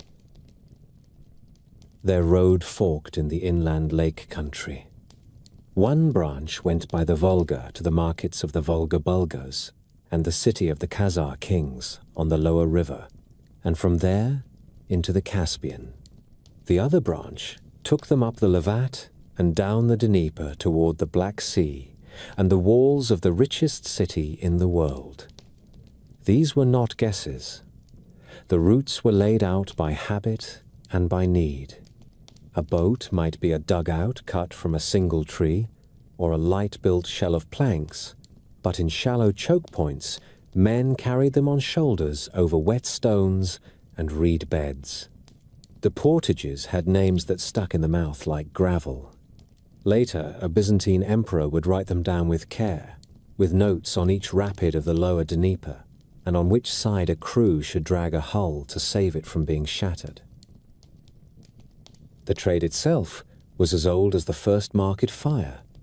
The North sent out pelts of sable and marten and fox. It sent walrus rope and hides and slabs of amber found after a storm. It sent beeswax for candles and honey in thick combs. It sent slaves from border wars and village raids. In return, the Rus took bars of silver and strings of coins. They took glass beads, bright silk, sharp weapons, spices, and wine. The proof of that movement is buried by the bucketful under Swedish soil. On Gotland and in Mälaren, hordes of dirhams lie where farmers later turned the earth and saw a white edge in the dirt. Many coins are clipped and cut. The men who counted preferred weight to the emperor's stamp. Hack silver rings and ingots tell the same story in a rougher script. The people they met inland were Slavic and Finnic, with their own chiefs and fields and gods. Some fought, many traded. Over time, the men from the ships set themselves as a ruling band above river towns that had long existed. The earliest written tale from the region says that local tribes drove the Varangians out, then quarreled among themselves, then called them back to keep order. The man they named in that tale is Rurik. He is said to have come with brothers and companions in the year 862 to rule at Ladoga, then Holmgard. The tale is a monk's story set down generations later, and it is heavy with purpose, yet it matches what the ground shows. Fortified places rise on the right bends and heights. Foreign goods and foreign burials appear in clusters. A mixed society takes shape along the water roads. Rurik dies, and a kinsman named Oleg stands as guardian for a child called Igor. Oleg is remembered as a man who did not waste words or chances. He looked south and saw that true strength lay where the river becomes a road to the sea. In 882, he steered his warband down the Dnieper and took the hill town on its tall right bank, a place ruled by Askold and deer. The tale says cunning brought the gates open, and that both local lords fell. Oleg nailed his shield to the gate, as a sign that he would stay. He called the place by a name that was already common on Slavic lips, Kiev. With that act, he made a hinge for a new realm. The river power that followed was quick and hard. From Kiev the Rus took tribute in furs and coin from the tribes of the forest and steppe. They rode south and tested the strength of the great city on the Bosporus. In one story, Oleg brought hundreds of boats to the Golden Horn and had his men set wheels under the hulls to haul them up and threaten the sea walls from the land side. We hear he nailed a shield on the city gate and made the emperor sign a treaty that favored Rus merchants. The records at Constantinople do give us treaties in 907 and 911, with careful rules about how a Rus ship might enter the harbor and how long men could stay in the guest house and what they might carry. The language sounds like balance. One side has something the other wants, and both are tired of killing for it. These treaties say as much about the Rus at home as they do about the empire abroad. The men who pressed their marks to those parchments carry names that can be heard as Norse if you roll them on your tongue, and beside them are names that sound Slavic. The ruling circle had begun to blend. Novgorod gathered tribute from the north. Kiev took tolls on the Dnieper. Gnezdovo, near modern Smolensk, fattened on river traffic, and in its graves we find weapons and brooches and scales that could weigh coin. Farther north at Ladoga and the lake towns, the dead lay with a mix of goods that came from every point on the compass, from Islamic silver to Baltic amber to blades with Frankish marks. Travelers from the south and east wrote about these men with a mix of wonder and disgust. A learned Arab envoy named Ahmad ibn Fadlan met Rus traders on the Volga in the year 922 and left a famous account. He says they were tall and fair and strong, and that their weapons were clean and their clothes bright. And he says also that their habits offended his faith and manners. He watched a funeral for a chieftain in which a ship became a pyre and a slave girl followed her master to the fire. His words are not gentle, they are clear. They also help us see a moment before conversion when the old ways were still whole and public, and when wealth from far roads paid for fierce display. The Khazar kings watched these roads as well. For a time the Rus paid the Khazars at river crossings and then learned to fight them on their own ground. Coins and seals speak the name of the Khaganate in the same strata as Rus goods. A little later, the name fades, power shuffled. What began as the toll-taking of a steppe empire ended in the tribute-taking of river lords from the north. After Oleg came Igor, and after Igor his widow. The chroniclers call her Olga and make her a figure of iron and fire. When a tribe called the Drevlians killed her husband, she answered with punishments that live in dark stories. Later, she traveled to Constantinople, took baptism, and returned with a new name and a new favor in the eyes of the empire. Her son, Sviatoslav, grew into a warrior prince who cared more for the sword's answer than for the scribes. He struck at the Volga Bulgars and at the Khazars, and then marched south to the Danube and fought the empire itself across the plains by the great river. He died in an ambush at the rapids of the Dnieper, his head taken, his skull said to have been made into a cup. These are sharp tales. Behind them stands the truth that the Rus of the 10th century were no longer a band of ship kings alone. They were a people of river fortresses and tribute lists, a ruling house that sent armies in 3 directions at once. We can still walk their markets. In Novgorod, the wet ground saves wood and leather and even seeds. There, archaeologists lift up carved toys and wax tablets that hold scratched notes and accounts. The language written there is a Slavic tongue, the tongue of the people who farmed and made and paid, while the names of princes and some of their captains still carry the old northern sound. In Kiev, the hills hold the lines of earthworks and churches, raised when stone and faith grew strong together. In the countryside near Smolensk, at Gniezdovo, the mounds sit thick by the river like a fleet at anchor, and a woman's grave may hold oval brooches of Scandinavian style beside beads and amulets loved by local folk. The money trail runs like a river beside the rivers. Dirhams stamped in far Samarkand and Baghdad turn up by the tens of thousands along the northern roads. Later they thin, replaced in part by Byzantine gold and by a native coinage when princes began to stamp their own faces and symbols. Hack silver shows worry and thrift, small bites cut from bigger pieces to make precise weights on little bronze scales. The half circle cut from an arm ring pays for a jar of wine. The clipped edge of a coin buys a bag of salt. Not every step was conquest. Much of this was the slow wearing away of walls by trade and marriage and custom.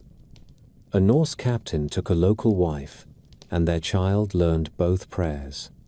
A Slavic headman found that it was easier to pay toll to strong men on the river than to keep hiring new weak ones each spring. Along the portages, men shared back-breaking work and stories. In winter, the river froze, and runners crossed where oars had dipped in summer. The roads of empire are not only paved streets around palaces. They are also sled marks and ruts, and cut banks where men have hauled boats over and over until the very earth remembers. By the turn of the millennium, the Rus were a state that outsiders took seriously. They had treaties recognized at the Byzantine court. They had princes whose names were known as far as Baghdad. They had a capital that watched both steppe and forest. The next steps would bind them more closely to the empire they had raided for a century. Those steps would send their hard fighters into the marble halls of Constantinople to swear service as the emperor's chosen guard, and they would carry a young Norwegian across half the world and back with pockets full of gold and a head full of plans. The city on the Bosporus shone like a prize at the end of every river road. Its walls were white in the Sunday. Its harbors were crowded with lateen sails and hulks from 3 seas. The great palace climbed the slope behind the water. Within it, the emperor moved through gold light with a ring of men who carried long axes on their shoulders. These were the Varangians. The Greeks called them the axe-bearers. In their own tongues, they were men from the north who had traded fjords and pine forests for marble courts and a pay chest that never ran dry. Their beginning as a sworn corps can be dated to a bargain that joined 2 worlds. In the year 988, the ruler of the Rus at Kiev, Vladimir, sought a marriage into the purple blood of Constantinople. The Emperor Basil needed hard fighters to crush rebellion at home. Each gave what the other wanted. Vladimir took baptism and wed the emperor's sister.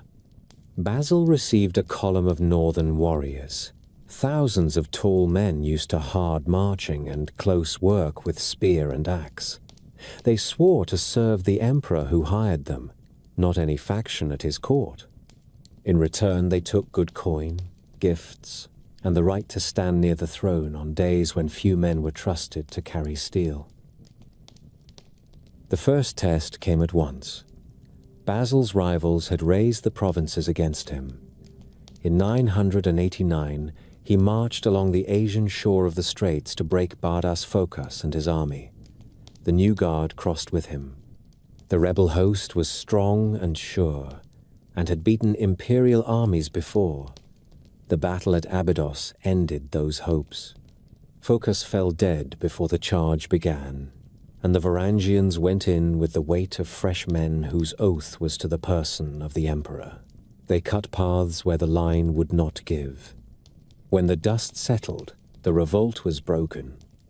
Basil kept his throne and kept his northern bodyguard close for the rest of his long reign.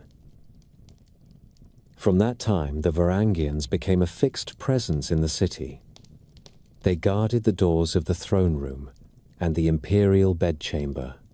They watched the great chalice of the imperial treasury and the locked rooms where state secrets were kept.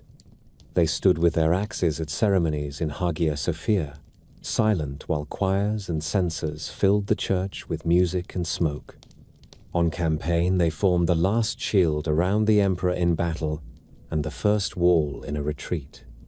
Their commander was called the Akoluthos, the man who walks beside, a title that says more than a banner ever could. Their pay came from the imperial fisc, and their gifts in war were rich. When an emperor died, they claimed an ancient privilege to take what they could carry from his private chest as a final gift for loyal service. The palace scribes frowned. The axemen smiled and held to their custom. They were known for a single weapon. The two-handed axe with a long ash haft and a broad iron blade was feared along the walls of the city and on any field where the guard deployed. It opened doors and split shield boards.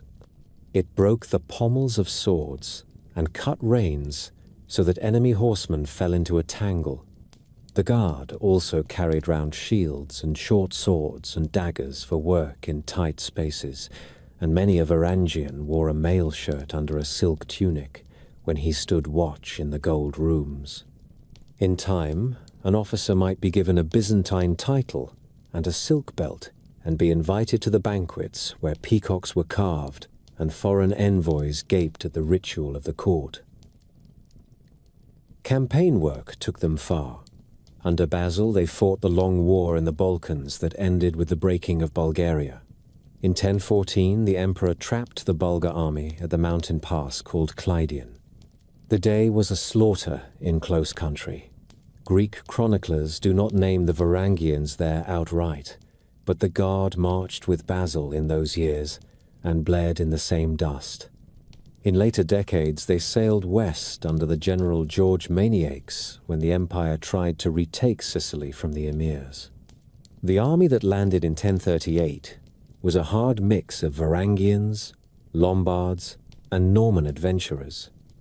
Fortresses fell in a quick string. Then court politics pulled the commander down. The army broke into quarrels, and the chance to remake the map slipped away. The Varangians carried home scars and stories of the hot islands and a taste for strong wine. By then, one of their captains was a Norwegian exile who would give the Guard its most famous northern hero. Harald Sigurdsson was the younger half-brother of King Olaf of Norway. He fought at Stiklestad in 1030, when Olaf was driven down and killed by his own countrymen. The boy escaped through forest and marsh and made his way east to the court of Yaroslav at Novgorod and Kiev. There he gathered a band and learned the languages of princes and traders. Around 1034, he rode south to Constantinople with letters of favor and the look of a man who would make his own place if none was offered. The court found him useful. He rose fast. Greek writers remember a tall foreign officer under different spellings. The Icelandic saga that carries Harald's life lays colors on the canvas. It says he campaigned in Asia Minor and on the eastern frontiers. It says he fought sea fights in the Aegean and on the Syrian coast, and that he made a pilgrimage to the Holy Sepulchre with imperial leave, and returned with the scent of incense in his beard and gold in his saddlebags. It sets him in Sicily under Maniaques, and then in the Balkans during a rising against the emperor. He sent his saved silver north to Kiev for safekeeping, and drew it out when he needed to pay men or buy favor. The details vary with the teller, but the shape holds. Harold served long, grew rich by soldiers' rights and gifts, and learned the courts as well as the camps. Court storms reached him too. In 1042, a ruler was overthrown in a night of riots and palace coups. The guard helped decide who sat on the throne when the dust cleared. In that dangerous season, Harold was caught in a net of jealousy or simple rivalry, and spent time in a prison that looked toward the sea. When the streets boiled, the guard and the people broke open the doors. Harold walked out and went down to the water where ships waited. He slipped through the straits with his men and his treasure, and turned his prow for the Black Sea. He reached Kiev and asked Yaroslav for the hand of his daughter. The prince agreed. With his new wife and a chest of Byzantine coin and jewels, Harold sailed north to Norway. He returned in 1045, bought peace with his nephew Magnus by sharing the throne, and then took it alone when Magnus died a year later. The axeman of the emperor became a king in his own right. His last chapter will come on an English field, where the wind blows from the Humber and the grass rises in ridges to a low bridge. The guard did not end with his departure. It drew fresh men from Rus and from Scandinavia every year. After the Norman conquest of England, a new stream flowed south. Dispossessed English warriors and housecarls took ship for the city they called Miklagard and offered their oaths. Greek sources begin to call many of the axe-bearers English. The broad blades still gleamed the same. The accents in the ranks shifted. The oaths did not. The guard stood in the halls during the long quarrels of the 11th century, when emperors rose and fell in quick turns. On the day of Manzikert in 1071, when the empire's army broke before the horse archers of the Sultan and the emperor himself was taken, Varangians fought hard to hold the standard. Some cut a way out for their commander. Many died where they stood. Their reputation among friend and foe was for loyalty to the person of the emperor, even when his fortunes failed. Traces of their time remain in the city they served. In the marble gallery of Hagia Sophia, thin runes are carved into a balustrade. A man named Halfdan cut his name there in the quiet hours of a guard shift. Another hand left marks that may read Ari. The letters are small and plain, and stand like a whisper from a Northman who leaned on his axe and passed time with a knife point. In the city quarter by the palace, the ground keeps iron axe heads and buckles of northern work. In the texts of the court, you can hear the shuffle of their boots on polished floors when ambassadors were received. Foreign envoys feared them and trusted them in equal parts. Customs clung to the guard from start to finish. They drank deep on feast days. They kept their own halls and their own laws for quarrels among countrymen. They stood watch in pairs and were punished hard if found asleep. They were paid in coin and cloth and wine. When the emperor led an army out through the Golden Gate, the guard marched near his stirrup. When he prayed at the great church, they lined the nave. When he hunted in the hills of Bithynia, they made a ring around him, with spear points bright in the Sunday. They were present when emperors were crowned and when they were dragged down. They saw palaces sacked by rebels and by crusaders who came as friends and left with loot. Their last famous day came in 1204, when Latin armies and Venetian ships ringed the city and then forced the walls. The guards stood to the fight along the sea walls and at the palace. Some broke before fire and assault. Others died in red halls where banners fell among crushed mosaics. After the sack, the empire that rose again in the following years had less money to hire far men. The guard dwindled to a trace. For a time you still find mentions of axe-bearers from the north in lists and letters. Then the line thins and disappears as the century turns.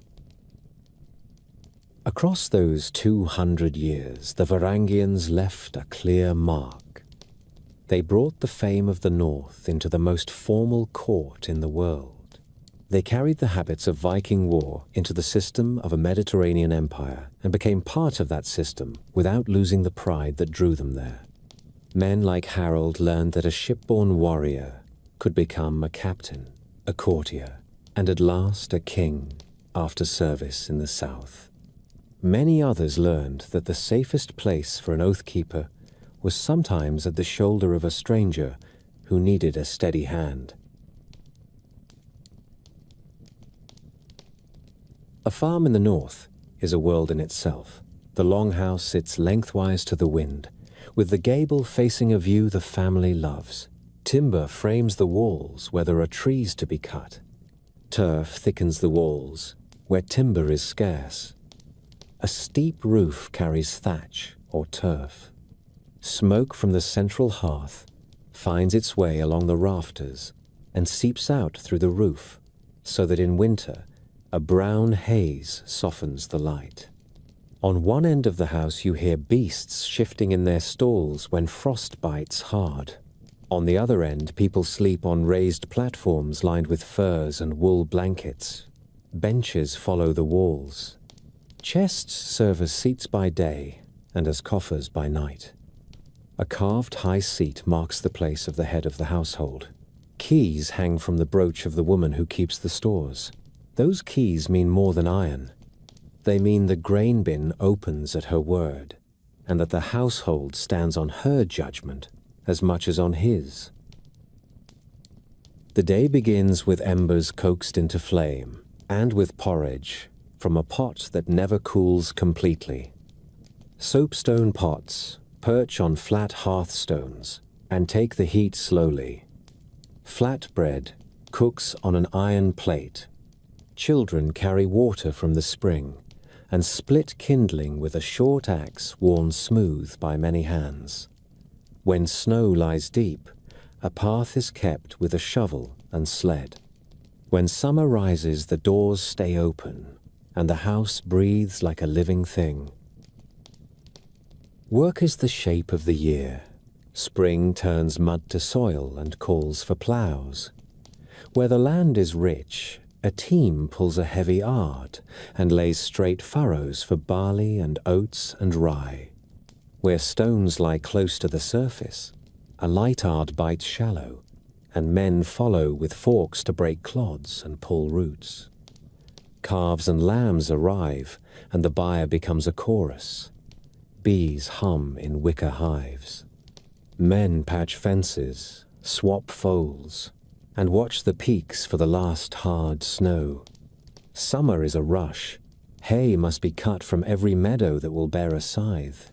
It is carried on poles and piled under turf. Fish run up the rivers and into nets.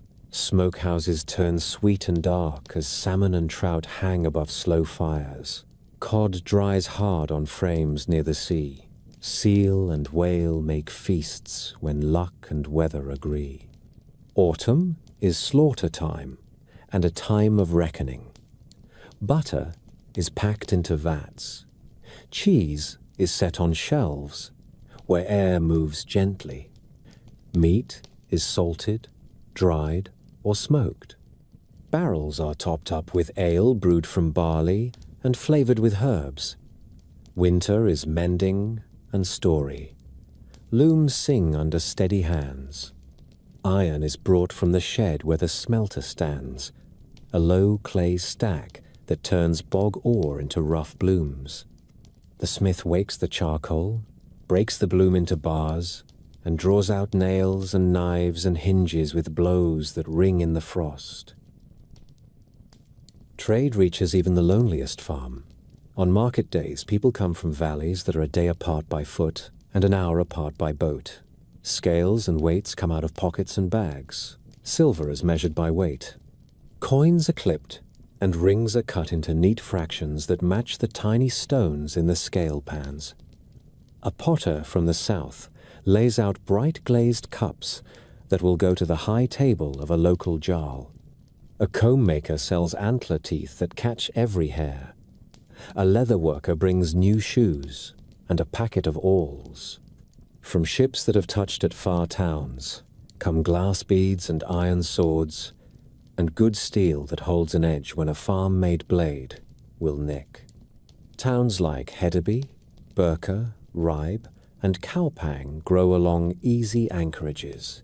You can hear 10 languages in their lanes when the wind is right. A farmer brings wool and hides, and goes home with salt, iron, and a pin for his wife that was cast far away. Society is a ladder you can see. Thralls do the heaviest labor and often sleep near the animals. Free farmers own their land or rent it, and answer only to the law and to those bargains they have made.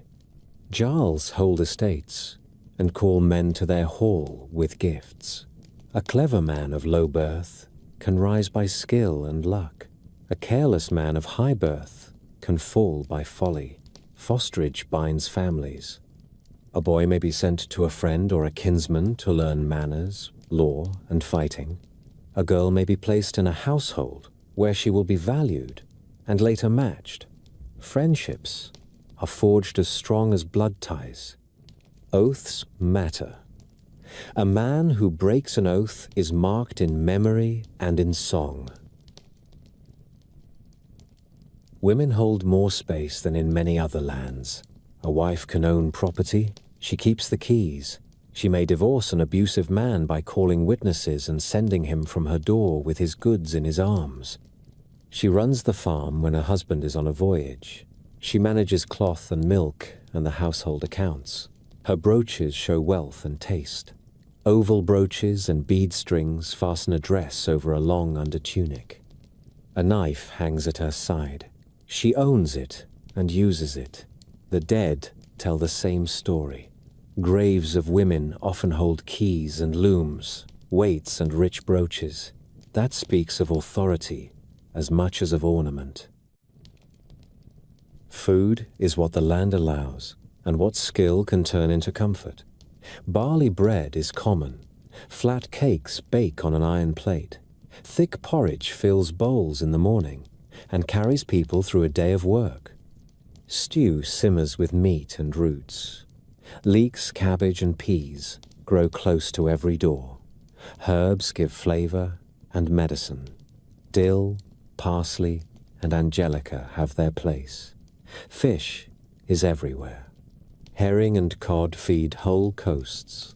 Salmon and trout run in season and fill larders. Dairy is a pillar. Buttermilk and whey quench thirst on hot days. Soft cheese and hard cheese sit in a row on cool shelves. Skyr thick as cream fills bellies. Butter is precious. In some places, farmers hide surplus in peat bogs as a safe hoard. Mead appears on feast days when honey is plentiful. Ale is the daily drink.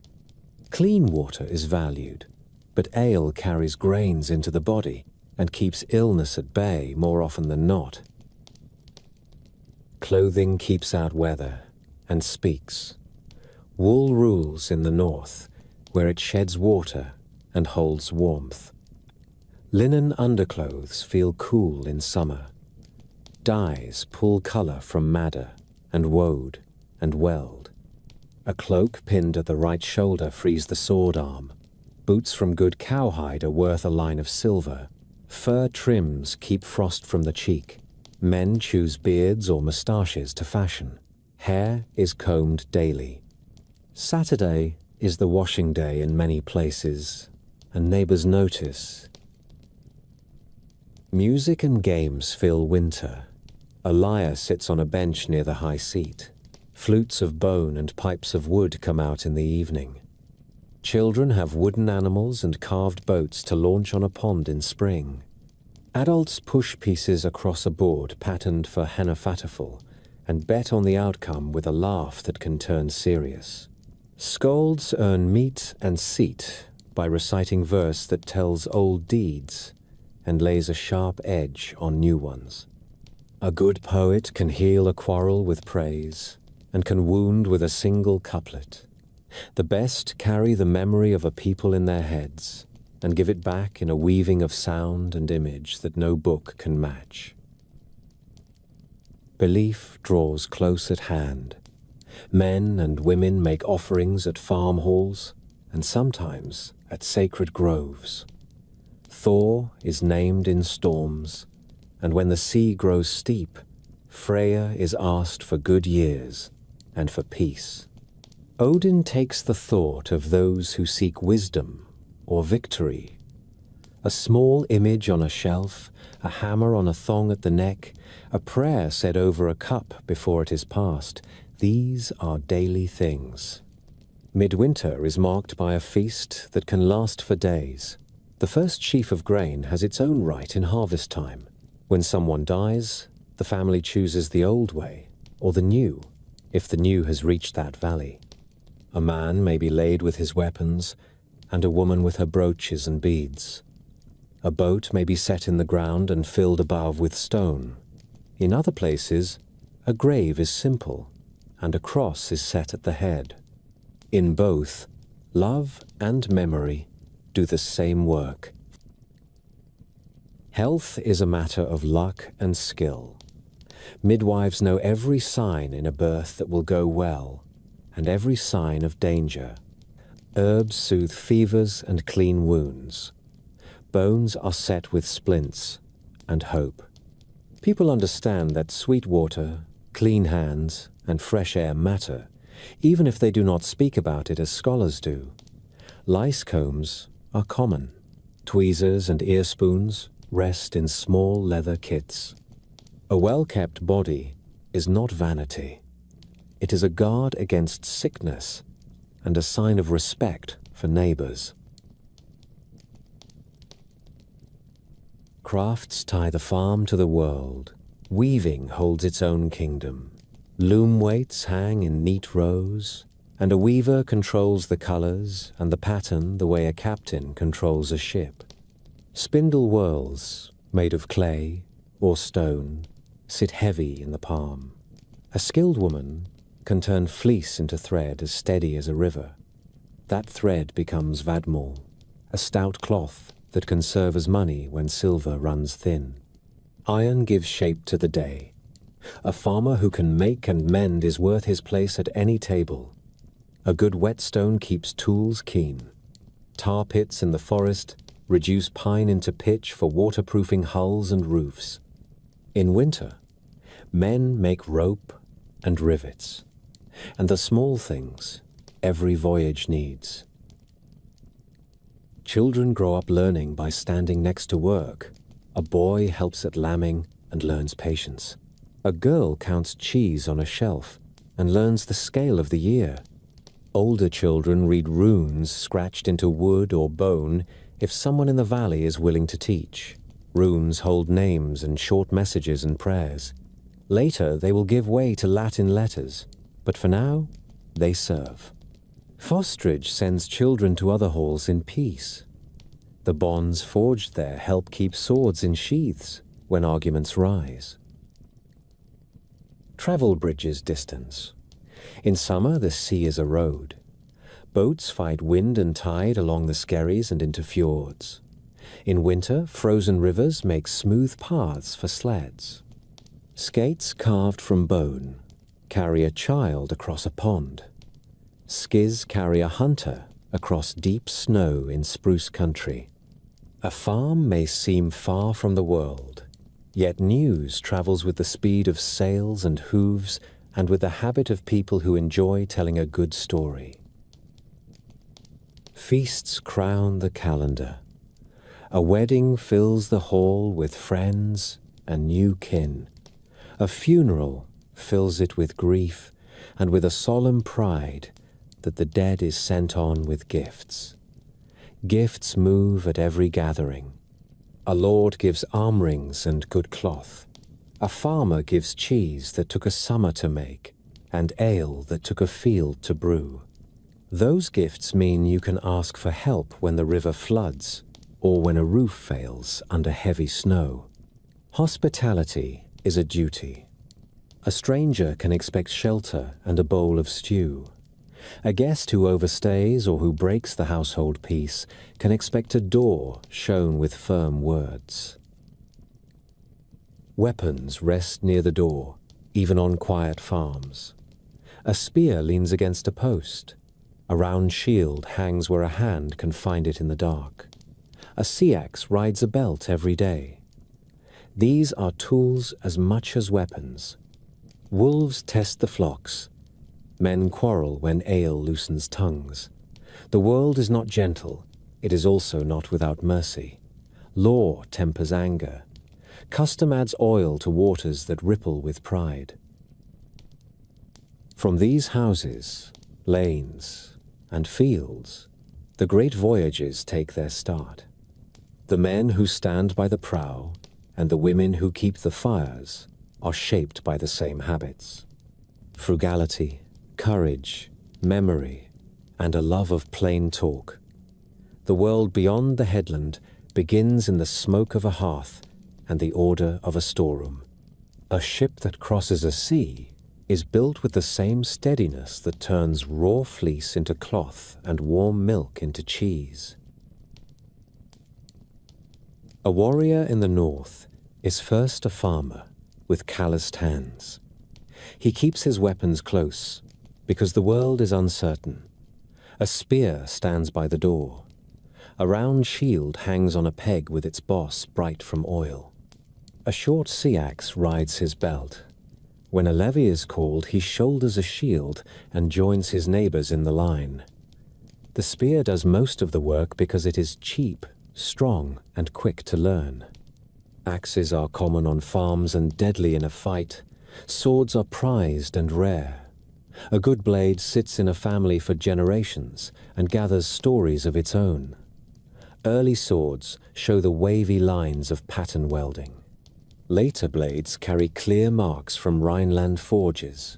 The name Ulfbert appears on some of them, and men repeat it like a blessing. Armor begins with a thick wool tunic that turns a cut.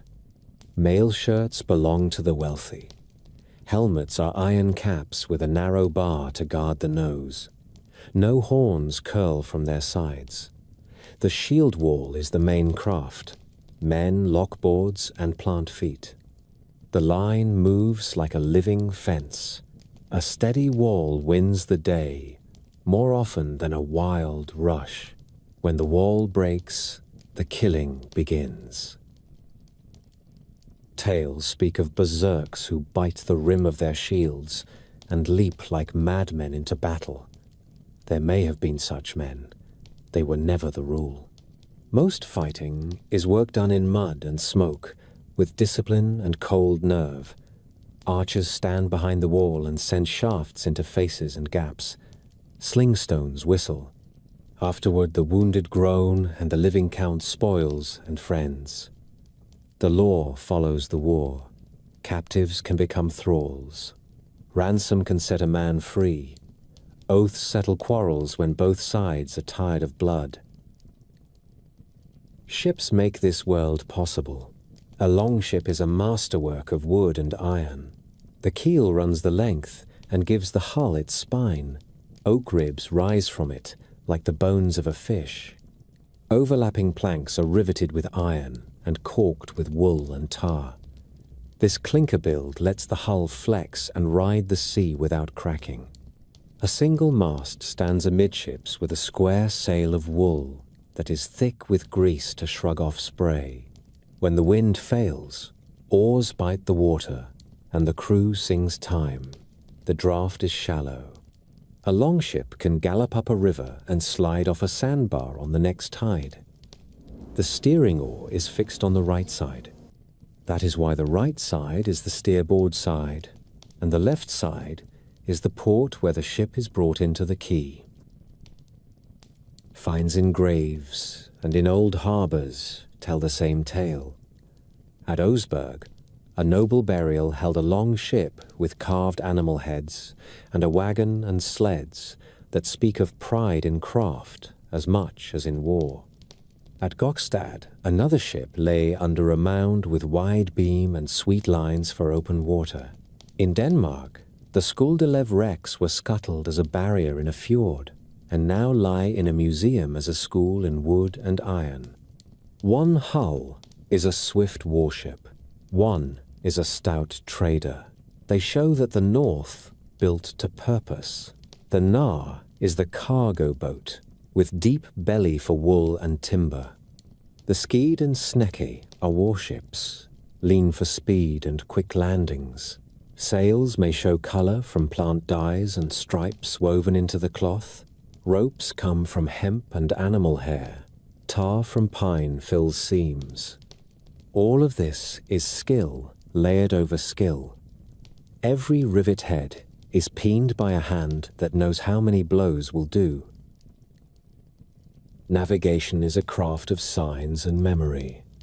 The crew reads the set of the swell and the trail of clouds that climb in the afternoon. Birds tell of land, if you know their habits. Whales show deep water and feeding grounds. A sounding line with tallow on the lead brings up sand and shell to name the bottom. Men steer by the sun and by bright stars that turn through the night. In fog, they keep a course by wind on cheek and by the feel of the sea. Sailors speak of a sunstone that finds the light through cloud. Whether that is true or not, the fact remains that they reached where they meant to go more often than chance would allow. They took these ships across the North Sea, down the Seine, up the Dnieper, and out along the ice edge to Greenland. The world opened because the North learned to trust a good hull and a clear head. Wealth rides on these decks. Markets like Hedeby and Birka grew beside good anchorages and pulled goods in from every coast.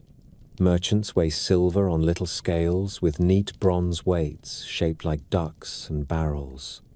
Ring money sits on arms and is cut to pay a fair price.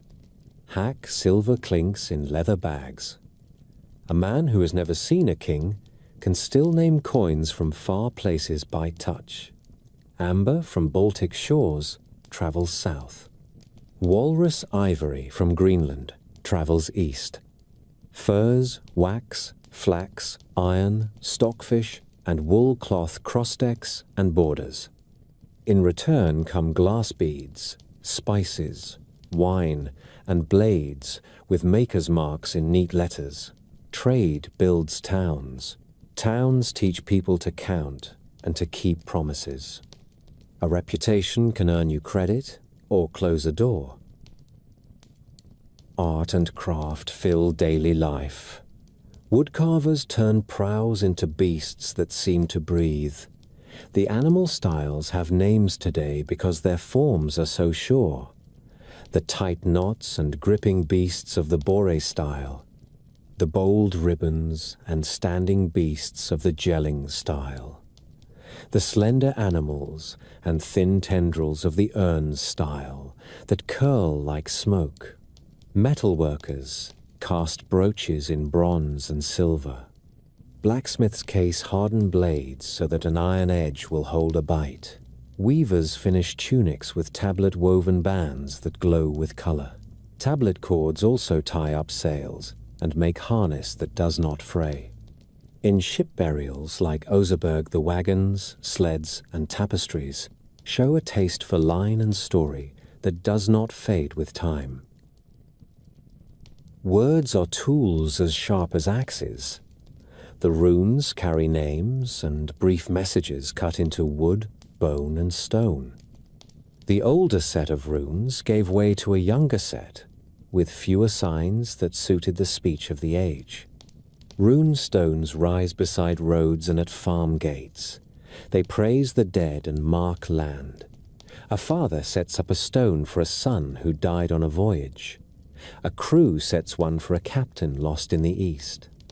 The Jelling stones in Denmark boast of kings and of a new faith. The stones at Røk and on the island roads of Sweden tell long riddles and hard boasts. Later, the North learns the Latin letters, and a flood of writing comes from Iceland. Poets and clerks set down sagas that had lived by memory. Even before that, skalds stood by the high seat and shaped verse in strict metre, with kennings that turned a sword into a wound fire and a ship into a sea stallion. A wise lord paid them well. Praise could make a name live. Satire could ruin it. Grooming and dress matter. Combs of antler turn up in graves as often as knives. Tweezers and ear spoons hang from belts. One English cleric grumbled that the Danes combed hair each day, bathed on Saturdays, and changed shirts often, and that women noticed. Men wear tunics over trousers and bind calves with strips of cloth for warmth. Women wear a long underdress with a shorter overdress, fastened by oval brooches at the shoulders and a line of beads between. Cloaks close with a pin. Colours come from madder for red, woad for blue, and weld for yellow, with greens and browns from careful mixing. Fur trims a winter hood. In one Eastern account, a traveller speaks of men whose arms and chests carry dark designs in lines and shapes. Whether those marks were ink, paint, or memory in the eye of the writer, the picture of a people who care about their look is plain. Sport and play keep bodies ready. Men wrestle for honor and for fun. They lift stones that sit by some harbors and name the weight as a challenge to the next man. Skiers hunt across deep snow in spruce country and brag about the long glide. A hard ball game, called Natelica, fills a field with shouts and the thud of bodies. Boards for Hnefatafl sit near the high seat. Kings and defenders face each other in a game that a child can learn and a captain can study all winter. Belief molds courage. Thor's hammer hangs on necks as amulet and as sign of loyalty. Miniature hammers lie in burials with crosses in the same soil when minds are in the middle of change. Women who serve as seers carry staffs with iron tips and speak on high seats with veils over their faces, while drums or chant carry them into prophecy. Men sacrifice horses at great feasts and swear oaths on a ring that weighs heavy in the hand. Later, these rites yield to the Mass and to the book. Even then, the old stories linger at the edge of the firelight. A skald can still whisper of Odin on the gallows tree and of a world bound by fate. Fortification and order grow as the age matures. Kings in Denmark raise perfect circles of earth and timber called ring fortresses. Trelleborg is one name among several. Their gates face the four winds, and their streets meet at right angles. They speak of rulers who can command labor and measure land with rope and stake. In England, Alfred sets burrs on river bends and road crossings. The plan is neat and strong. Behind those banks, markets thrive and raiders think twice. Burial shows rank and belief. Some burn the dead and send the ashes to the wind. Some lay the body in a boat and cover it with stones until a low ship lies on a hill. Some bury in mounds with horses and with hawks. In rich graves, women keep their keys and their brooches. Men keep their blades. Cloth and wood rot, and yet what remains is enough to show a love of display and a care for the dead that is close to our own. In graves of the East, near the great rivers, a dead man may lie with scales, for weighing silver, and with a hammer that names his god. In graves of the West, a cross sits near the skull, and a plain shroud tells the story of a new age. All of this feeds the same stubborn heart. The North prizes skill, memory, courage, and the ability to keep a promise. A captain who gives gifts finds loyal men. A lord who withholds pay finds himself alone on a shore with no crew to haul his ship. A craftsman who cheats on iron or cloth is named and shunned. A poet who lies loses his voice. The code is not written on parchment. It sits in the heads of people who must trust one another when the wind freshens and the river rises. From this mix of iron, wool, wood, law, and song came a power that could row up the Seine, cross the Greenland ice edge, and stand with axes beside an emperor's bed.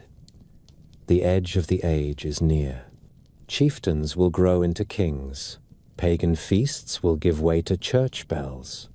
The habits of raiders will turn into the habits of rulers. The same hands that cut planks for longships will lay stones for cathedrals and keeps. Power in the north hardened slowly from many small holes into a few courts. Chieftains with short reach gave way to kings who could call men from far valleys and islands and expect them to come. Ships that once gathered for a single summer now sailed for a ruler who had plans that spanned years. The change shows in earth and stone as much as in saga. Forts and bridges appear on the landscape. New towns rise at chosen harbors. Coins begin to carry the names of men who expect their law to run across whole countries. In Norway, the old story begins with Harald Fairhair. Later, poets and clerks say he swore not to cut or comb his hair until he had brought the coast under one rule. The oaths are theatre. The work was real. On fjords from the Oslo fjord to Nordmøre, he fought rival kings and jarls and bent them to his will.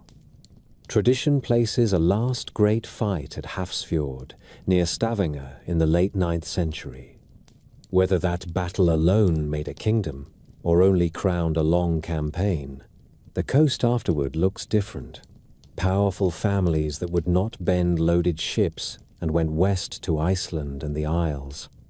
Those who stayed learned to live beneath a single high king who took sea rights and land dues, and who placed sons and allies to watch the great harbors. After Harald came a harsh son, and then a better one. Eric Bloodaxe held Norway briefly, and left blood and enemies. Håkon the Good ruled more wisely. He grew up in England and brought back new thoughts about law and rule. He strengthened the local assemblies and set law codes in words that men could remember. He tried to spread the new faith with soft hands and found that the jarls and the farmers had no wish to see their feasts and old gods pushed aside. When he died, the coast fell again under strong nobles.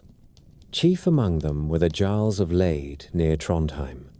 Håkon Sigurdsson held Norway in the later 10th century with Danish help, and ruled as a lord who trusted ships and kin more than bishops. Denmark in the same years gathered itself under a line that kept hold of the center. Gorm the Old stands at the root of that line. His stone at Jelling names him King of the Danes and calls his wife Thyra the pride of Denmark. His son Harald, whom people later nicknamed Bluetooth, made the realm stronger still. He left marks that no one can miss. At Jelling, a great mound and a rune stone boast that Harald won Denmark and Norway and made the Danes Christian. Across the peninsula and islands, he threw up perfect round fortresses with straight streets that cross at right angles. The names are Trelleborg, Aggersborg, Firkat, Nonnebakken, and others that time buried and archaeologists have found. A bridge of timbers at Ravningenger near Jelling ran straight across a wide marsh. These things speak of a ruler who could measure, command, and pay. They also show that the age of quick raids was turning into an age where kings could move armies on roads and keep them fed. Sweden stood a little apart, behind its forests and lakes. The temple at Uppsala was famed for old rites and for wealth. Birka, on Lake Mälaren, had long-drawn traders from the Baltic. In the late 10th century, Birka waned, and a new royal town took its place. Sigtuna rose on firm ground near good water and began to mint coins. Eric the Victorious, and then his son Olof Skotkonung, ruled there. Olof took baptism and struck pennies that carry a cross and a king's name cut in Latin letters. That coin speaks of a realm that weighs and pays and looks outward to Christendom. Across the sea, the Danelaw, settled by the great army, became a field where kings tested plans. Alfred of Wessex had learned to answer ships with fortified towns and a levy that rotated by seasons. His heirs extended that work until the old English realm had a single crown. In 954, the last Norse king of York, Eric Bloodaxe, died on Stainmoor, and the northern kingdom that had stood as a Norse outpost in England went under. That loss sent hungry eyes across the Channel. Danish kings pressed again at England and found that fleets and silver could now make thrones. Svein Forkbeard of Denmark broke the stubborn rule of King Ethelred, and in the winter of 1013 took the English crown. He died soon after at Gainsborough. His son Canute did not let the prize go. In 1016, he fought Edmund Ironside through a hard year and took the whole kingdom after Edmund's death. He then returned to Denmark, where his brother died, and became king there as well. By 1028, he held Norway. For a few years, the North Sea was an inland lake for a single ruler. That empire lived in ships and oaths rather than in stone. It still shows what a mature northern kingship could do.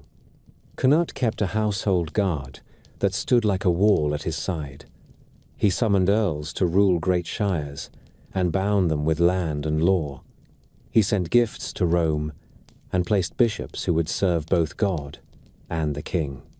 He used English coinage to pay his men and to declare his name in every market. When he died in 1035, the web he had spun slipped apart. England fell to rival sons, and then to a Norman duke with his own claim and his own fleet. Denmark stayed with his line for a time. Norway turned back to its own hard road. Before Canute, Norway itself had felt the push and pull of kings with wider plans.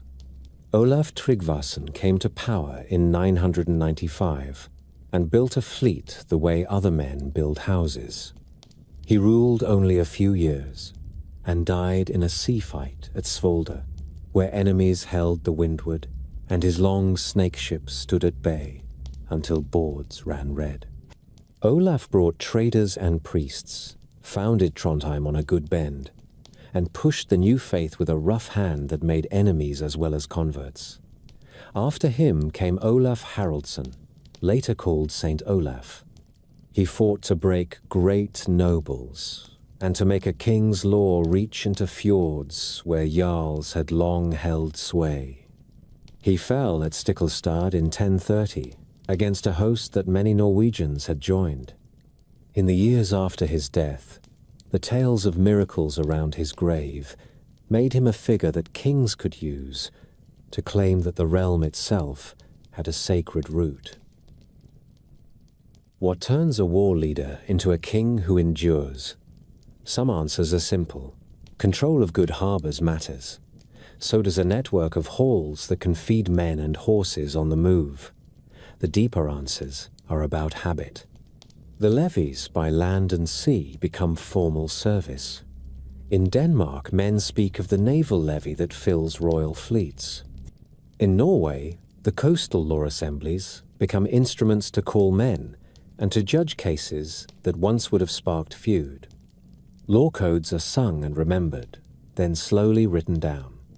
The Gulathing and Frostathing in Norway carry rules about borders, inheritance, and the rights of a king to take dues and to protect the weak. The Thing is still the place where free men speak. Now it is also the place where a king's envoy reads the will of the court.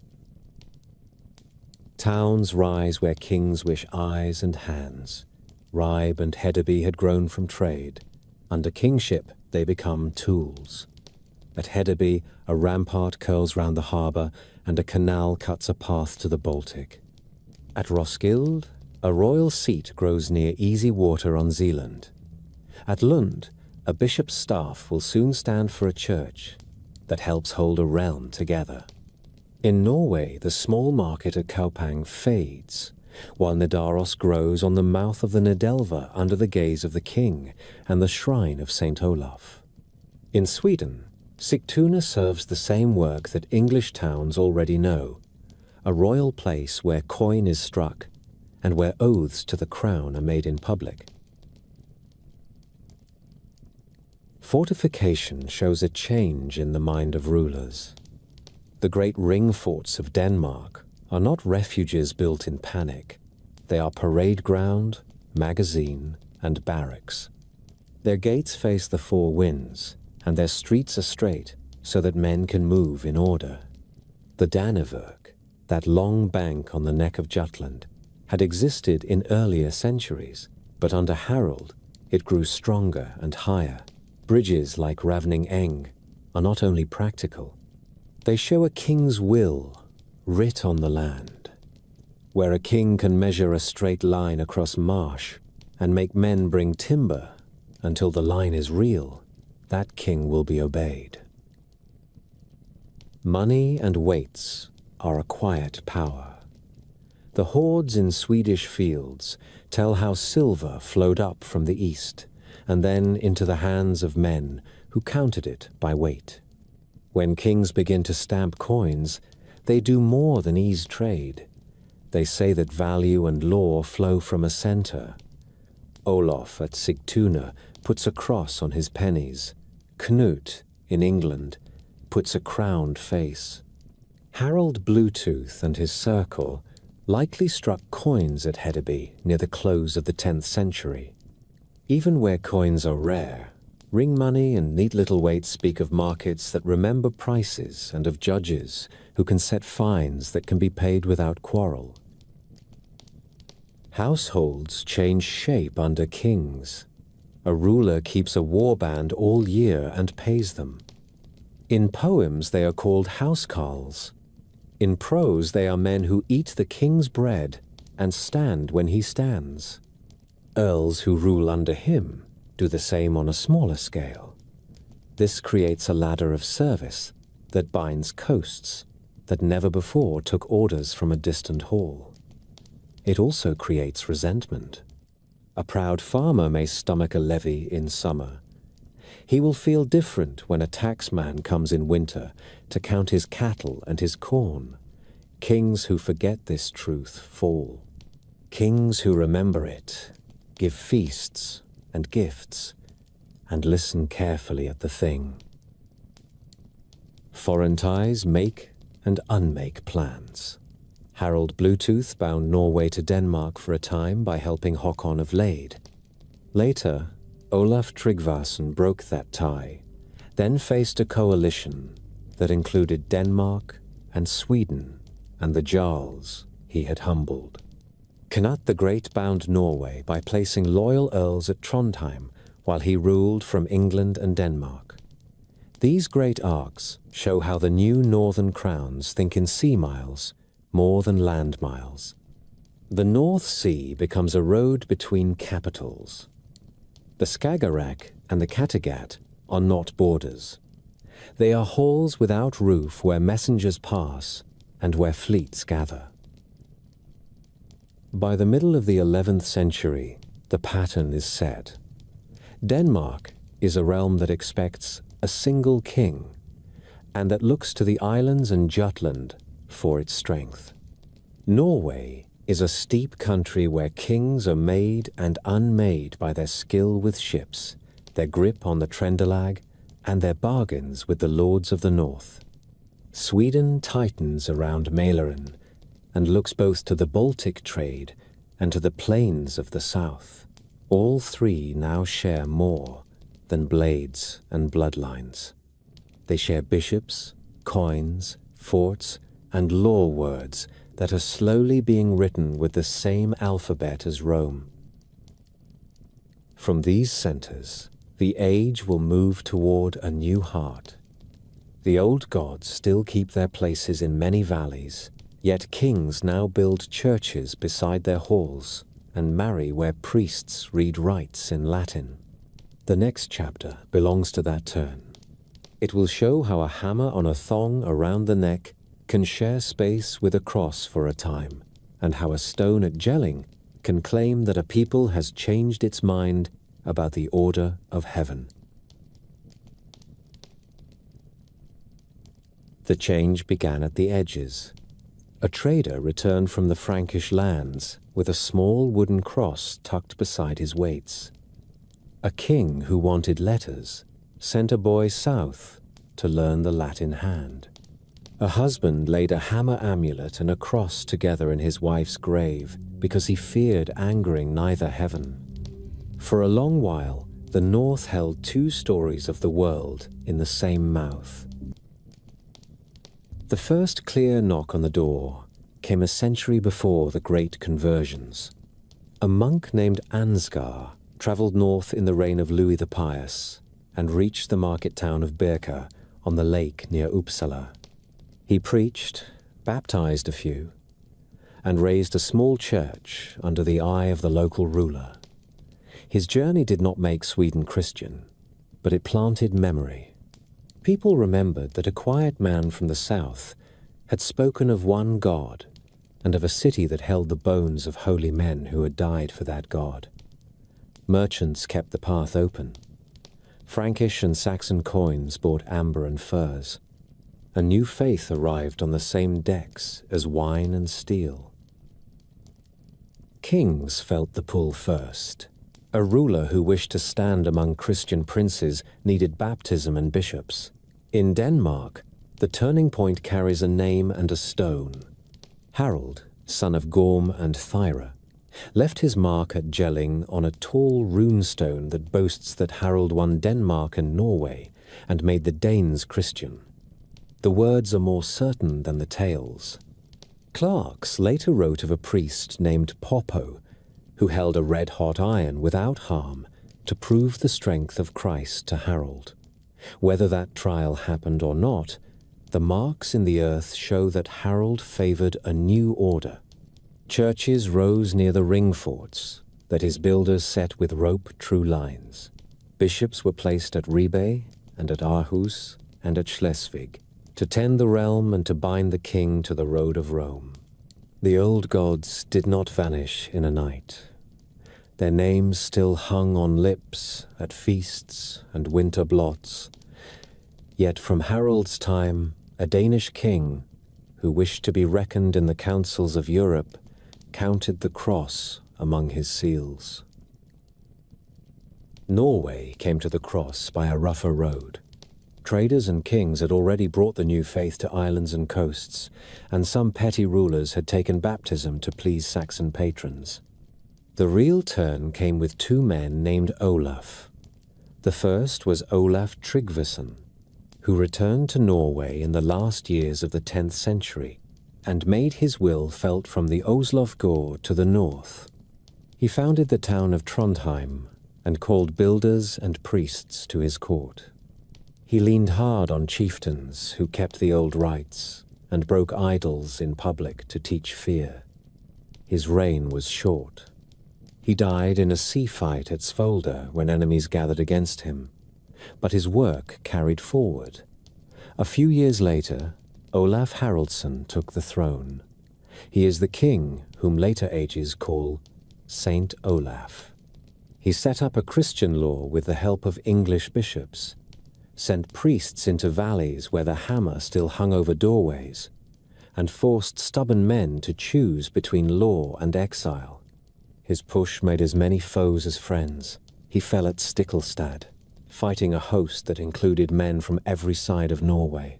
After his death, stories spread of signs and cures at his grave. Those stories made a shrine at Trondheim and gave later kings a saint to stand beside their law. Iceland chose a quieter way. The island had few kings and many chieftains. The Althing held the law and the peace in a wide rift where lava and a clear river made a natural court. By the close of the 10th century, the island was split between families that followed Christ and families that kept the old feast days.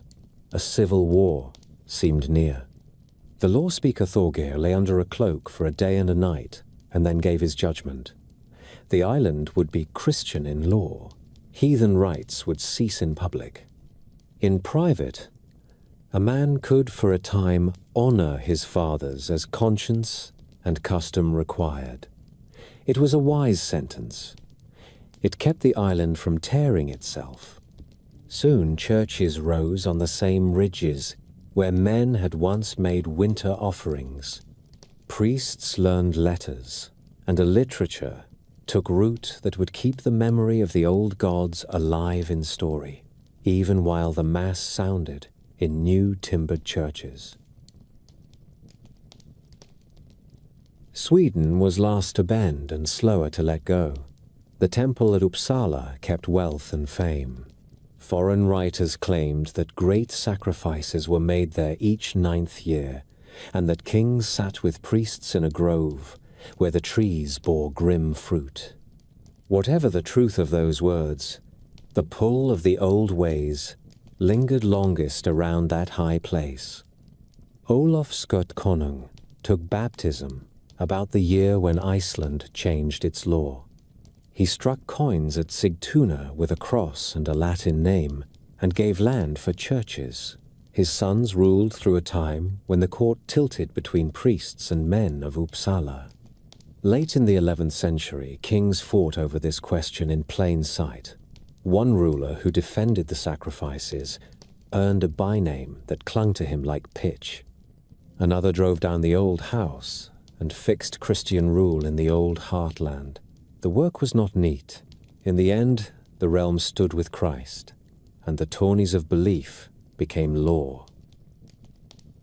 For a long time after, the North lived in a mixed light. A farmer could wear a small hammer on a thong beside a cross and think he had covered himself against any sky. Runestones in Sweden carry crosses and prayers, along with the neat runes that mark names and kin.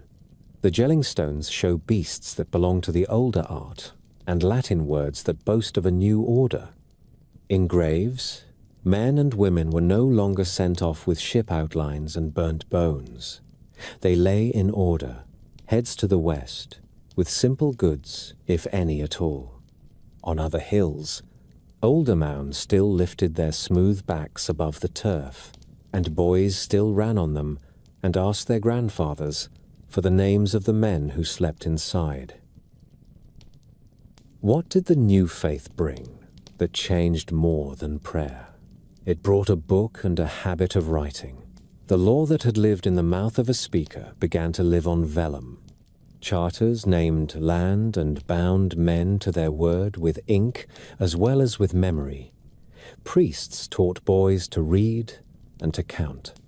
Kings used clerks to track dues and to send letters that crossed seas without swords. Coins took Latin legends and the faces of kings. The growing towns raised stone churches that took a lifetime of patience and planning to finish. In Norway, builders shaped stave churches with high roofs and carved portals that still whisper dragons and vines from the old craft. In Denmark, Stone churches spread across Jutland and the islands, each a landmark that also served as a strong place in sudden danger. In Sweden, wood and stone stood side by side for a long season until stone won. The church knitted the north into Europe. Pilgrims walked new roads. A Danish king who wished favor made gifts to shrines at Rome. Norwegians and Swedes followed the pilgrim path to the tomb of Saint Olaf at Nidaros. Monks came and brought quiet knowledge of herb gardens and writing desks. Later, an archbishop's staff would stand at Lund and another at Nidaros to give the north its own high seats in the order of Rome. The calendar settled into a rhythm of feasts and fasts that matched old customs to new rules. Midwinter became Christmas. The first sheaf belonged to a Christian harvest rite. Spring found a new name in Easter, while men still watched the same signs in the fields to know when to sow. Conversion did not end quarrels. It changed their frame. A king who once had taken oaths on a heavy ring in the high seat now swore on a book and on relics.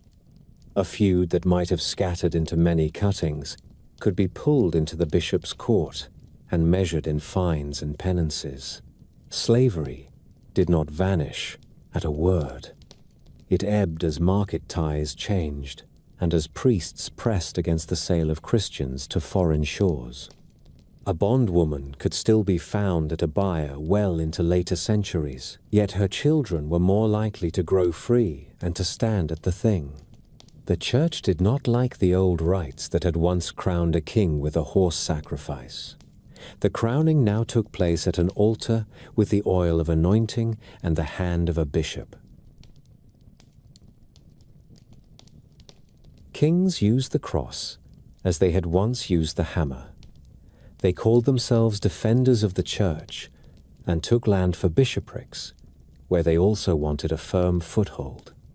They granted tithes and expected prayers for victory. Priests blessed fleets as they had once blessed plows.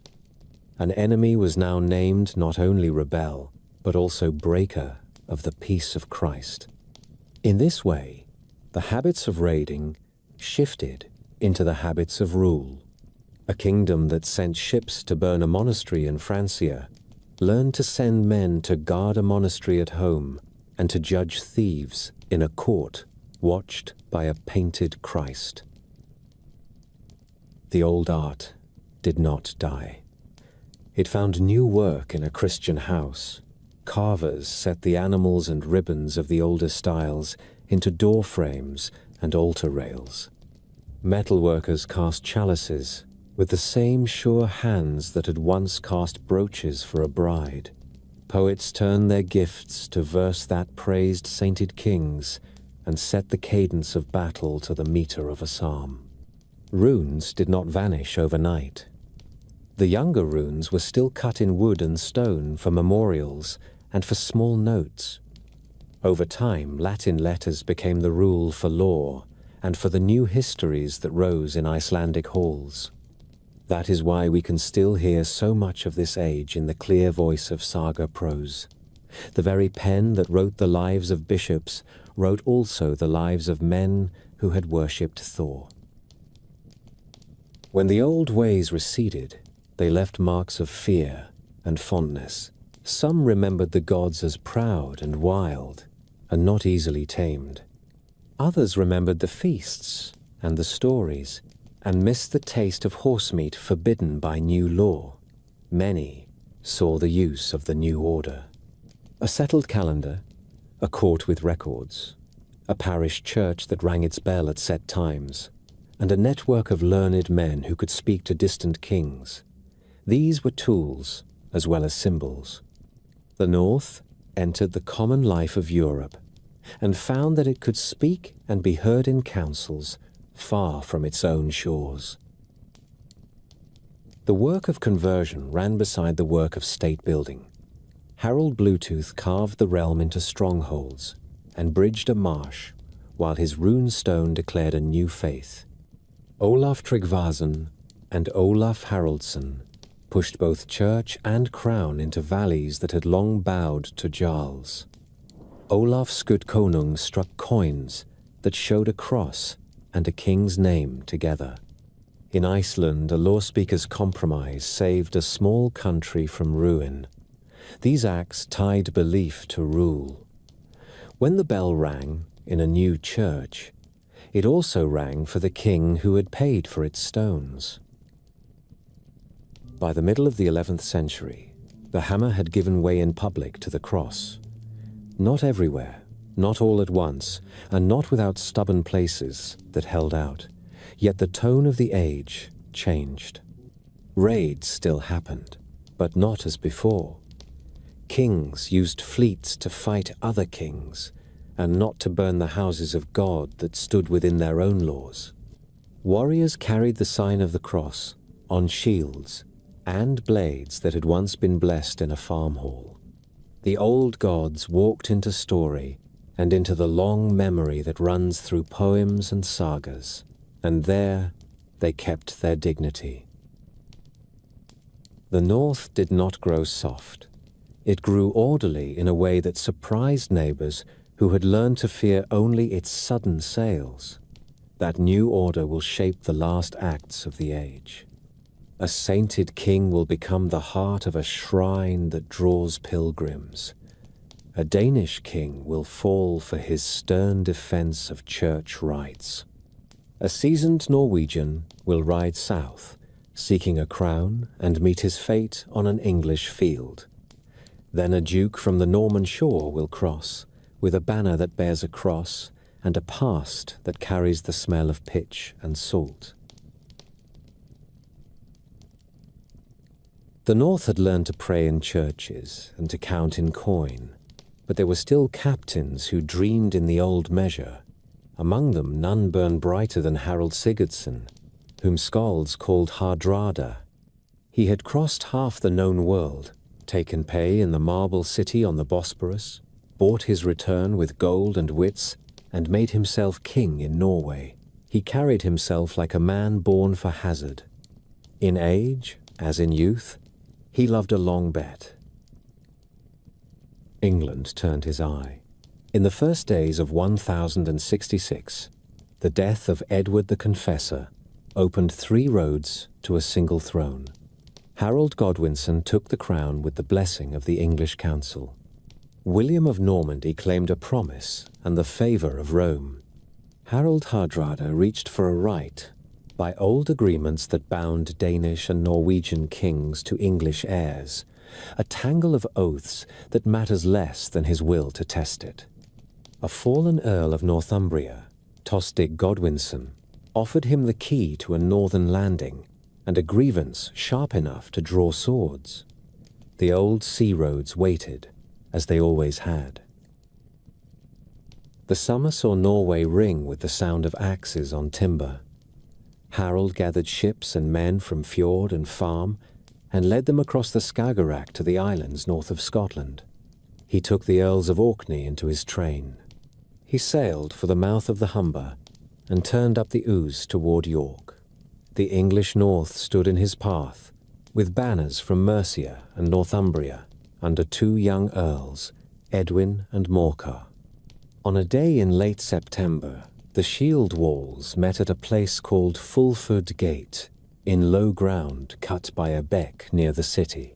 The Norwegians pressed hard with veteran weight. The English line broke and fell back into the marsh and the water meadows. The way to York opened. The city offered hostages and bargained for a day to deliver more. Harold waited at a village by a narrow bridge over the Derwent, thinking the hard part done. His ships lay upriver at Rickle, with the mail shirts safe on deck, the heat heavy for men from the north, the spears leaning against turf banks, horses grazing in the fields, and more hostages expected by noon. On the morning of the 25th of September, the English king came on at a pace that later ages would marvel at.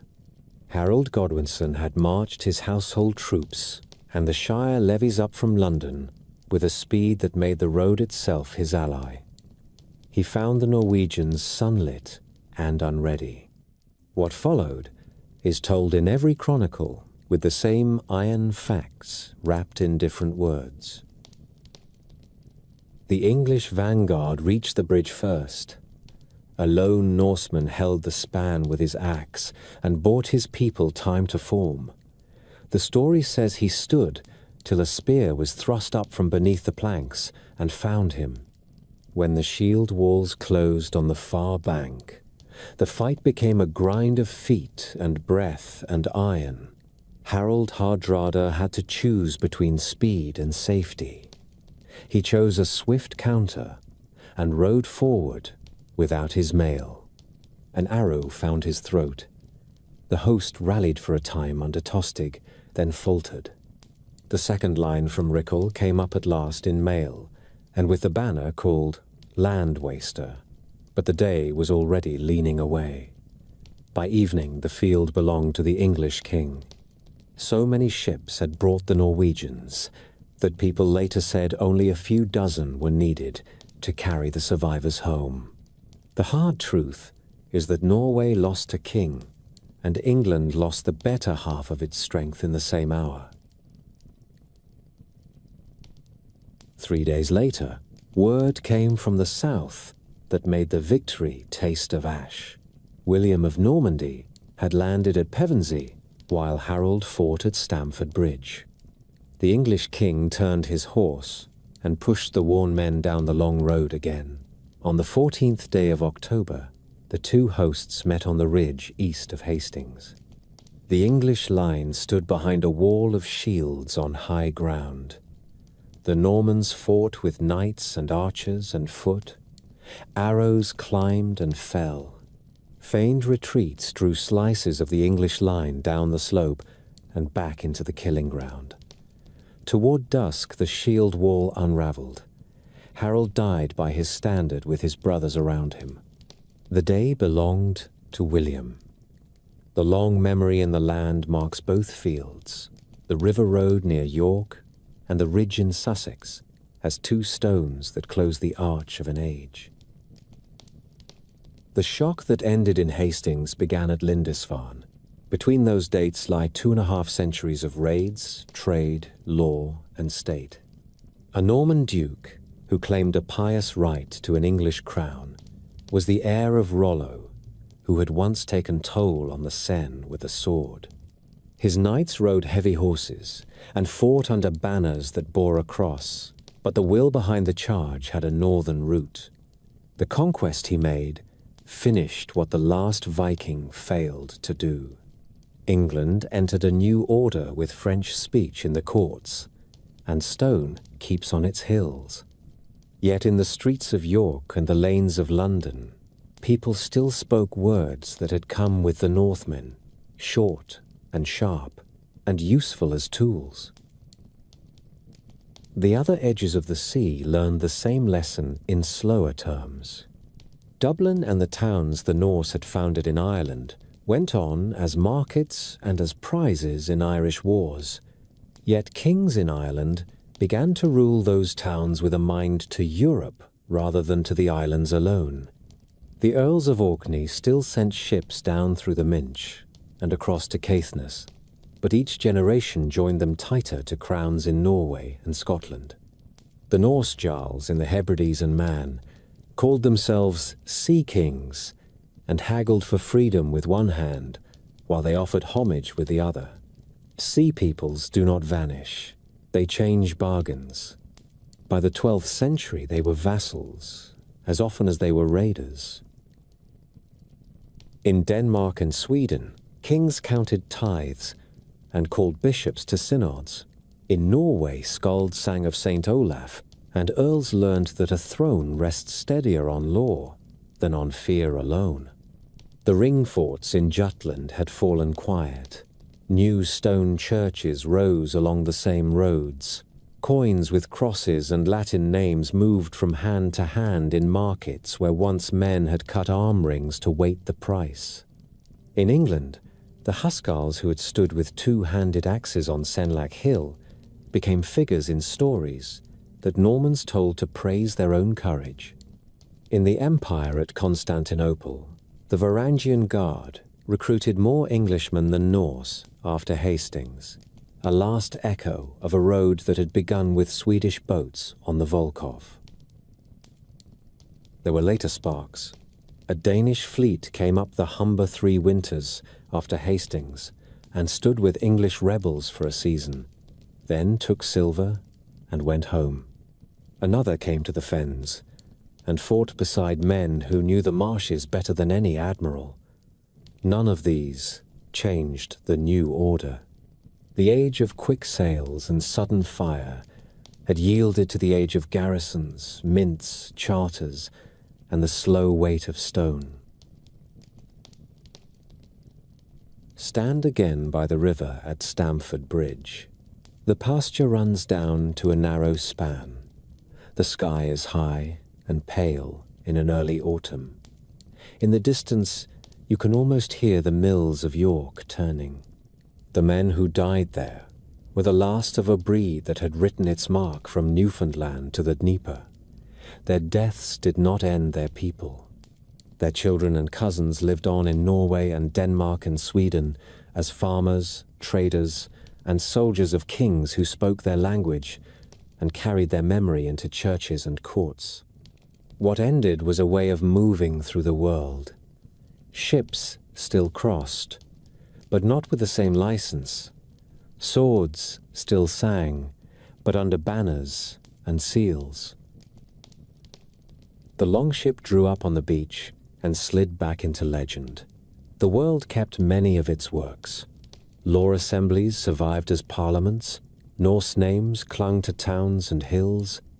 Words for sky and window and husband stayed in English. The old gods did not leave entirely.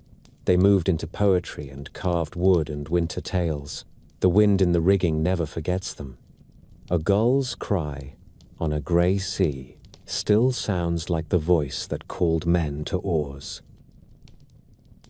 When the sails were furled and the longships hauled above the tide line, the wake of the Viking Age kept moving. It moved in words, in laws, in town streets, and in the ways people thought about courage and rule. Stand in York and listen to the street names that end with by and gate, meaning farm and road. Walk in England and speak sky, egg, window, law, wrong, take, give, they, them, there. Those common words are Norse gifts that settled into English speech so deeply that few noticed them. In Ireland, towns that began as ship camps became lasting cities. Dublin, Waterford, Wexford, Limerick, and Cork grew from wood palisades and muddy quays into markets where coins passed and languages mixed. In Scotland, the Orkney and Shetland Islands held halls where Norse and Gael shared food and kin and shaped a new coastwise people. Across the Channel, Rouen and Seine carried Norman rule forward, and the old name Northman found new work as the name of a duchy that made kings. The shape of Europe shifted on the lines the Vikings had tested. In the west, the Normans, born from Rollo's bargain on the Epte, learned to ride heavy horses and to build in stone. They crossed to England with William and then looked south. The sons of that house took Sicily and parts of southern Italy and made courts where Greek, Arab, Latin, and Norse customs stood in one room without surprise. In the east, the roads the Swedes had cut into the forests and marshes framed a new set of realms. The Rus of Novgorod and Kiev took tribute on the rivers, fought steppe lords and emperors, signed treaties in the great city, and set foundations for states that would carry their name far into later centuries. The word Rus bent into Russia and Ruthenia. It began as a river word and now lives on maps. On the northern capes, the Icelanders left a different legacy. They built a commonwealth without a king. The Althing at Thingvellir gave a lawful meeting place to people scattered by fjord and lava. That habit of open speech and remembered law lasted. It bred a literature that few kingdoms could match. In timbered halls, where the winter light fell thin, clerks wrote down the prose of the sagas and the songs of skalds. They told of men like Egil, with a poet's tongue and a killer's hands. They told of wise women who steered farms and fates. They told of feuds and settlements, ships and storms, kings and shipmasters. In another book, a man named Snorri shaped the lore of gods into the Edda so that later ages would know the names of Odin, Thor, and Freya, and the doom of a world called Ragnarok. The ink of that island saved the voices of an age that had done most of its work with steel and tar. Law and rule changed because of this age, and then changed the people in turn. The thing was already old when the first raids struck. Under the pressure of kingship and the church, assemblies became firmer tools. In Denmark, the ring forts and the long bridge near Jelling show a mind that thought in straight lines and right angles. In England, the burghs of Alfred turned markets into nests of spears and set the pattern for shire towns and royal mints. In Norway, the law codes of Gulathing and Frostathing set rules about land and borders and king's dues. In Sweden, Sigtuna struck coins with a cross beside a royal name. Coins are quiet until you count them. Then you hear what they mean. They tell you a ruler claims value and promises peace. Trade drew a net that never quite broke. Hedeby's wharves rotted, but the path between the Baltic and the North Sea stayed open, and later the ships of the Hansa would follow it. Birka gave way to Sigtuna and then to other towns, but amber and wax and furs still moved west, while wine and steel still moved east. Dirhams dug up in Swedish fields tell of the old flood of silver that came from the world of the caliphs. Later, those eastern coins thinned, and Frankish and English coins grew common. Yet the habit of weighing silver on little scales and cutting rings to make the measure endured into the time when kings stamped faces on pennies.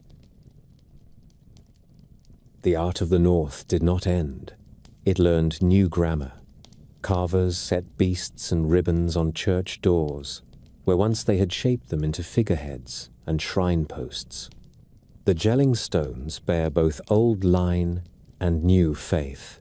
Stave churches rose in Norway with steep roofs that shed snow and portals where dragons twist into vines, as if an older garden were grafted onto a Christian branch. Rune stones stood by roads in Sweden, with crosses and prayers beside the names of those who raised them. Latin's letters took over for law and for the histories, but runes held on in daily notes and memorials for a long time. In the greatest church of Constantinople, simple runes on a marble rail keep the names of Varangians who guarded a throne far from their own fjords. A man called Halfdan scratched his mark there and did not know he had written a memory for 1,000 years. The longship became memory, but the craft that built it stayed. Shipwrights kept the clinker-built method for boats that had to live on hard seas and rocky coasts. The steering oar on the starboard side gave way over time to a stern-hung rudder, yet the sense for a balanced hull and a steady sail survived. The knowledge of winds, stars, and birds passed from pilot to pilot. The claim that Norse captains reached North America before other Europeans is no longer a boast in a poem, but a matter on which turf and iron agree. The camp at the edge of Newfoundland with its smithy and boat shed speaks plainly. Timber was cut there, iron was smelted. A ship was made whole and sent east.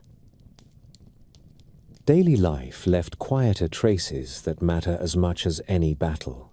In graves across the north, keys rest in the hands of women and tell us about property and stewardship.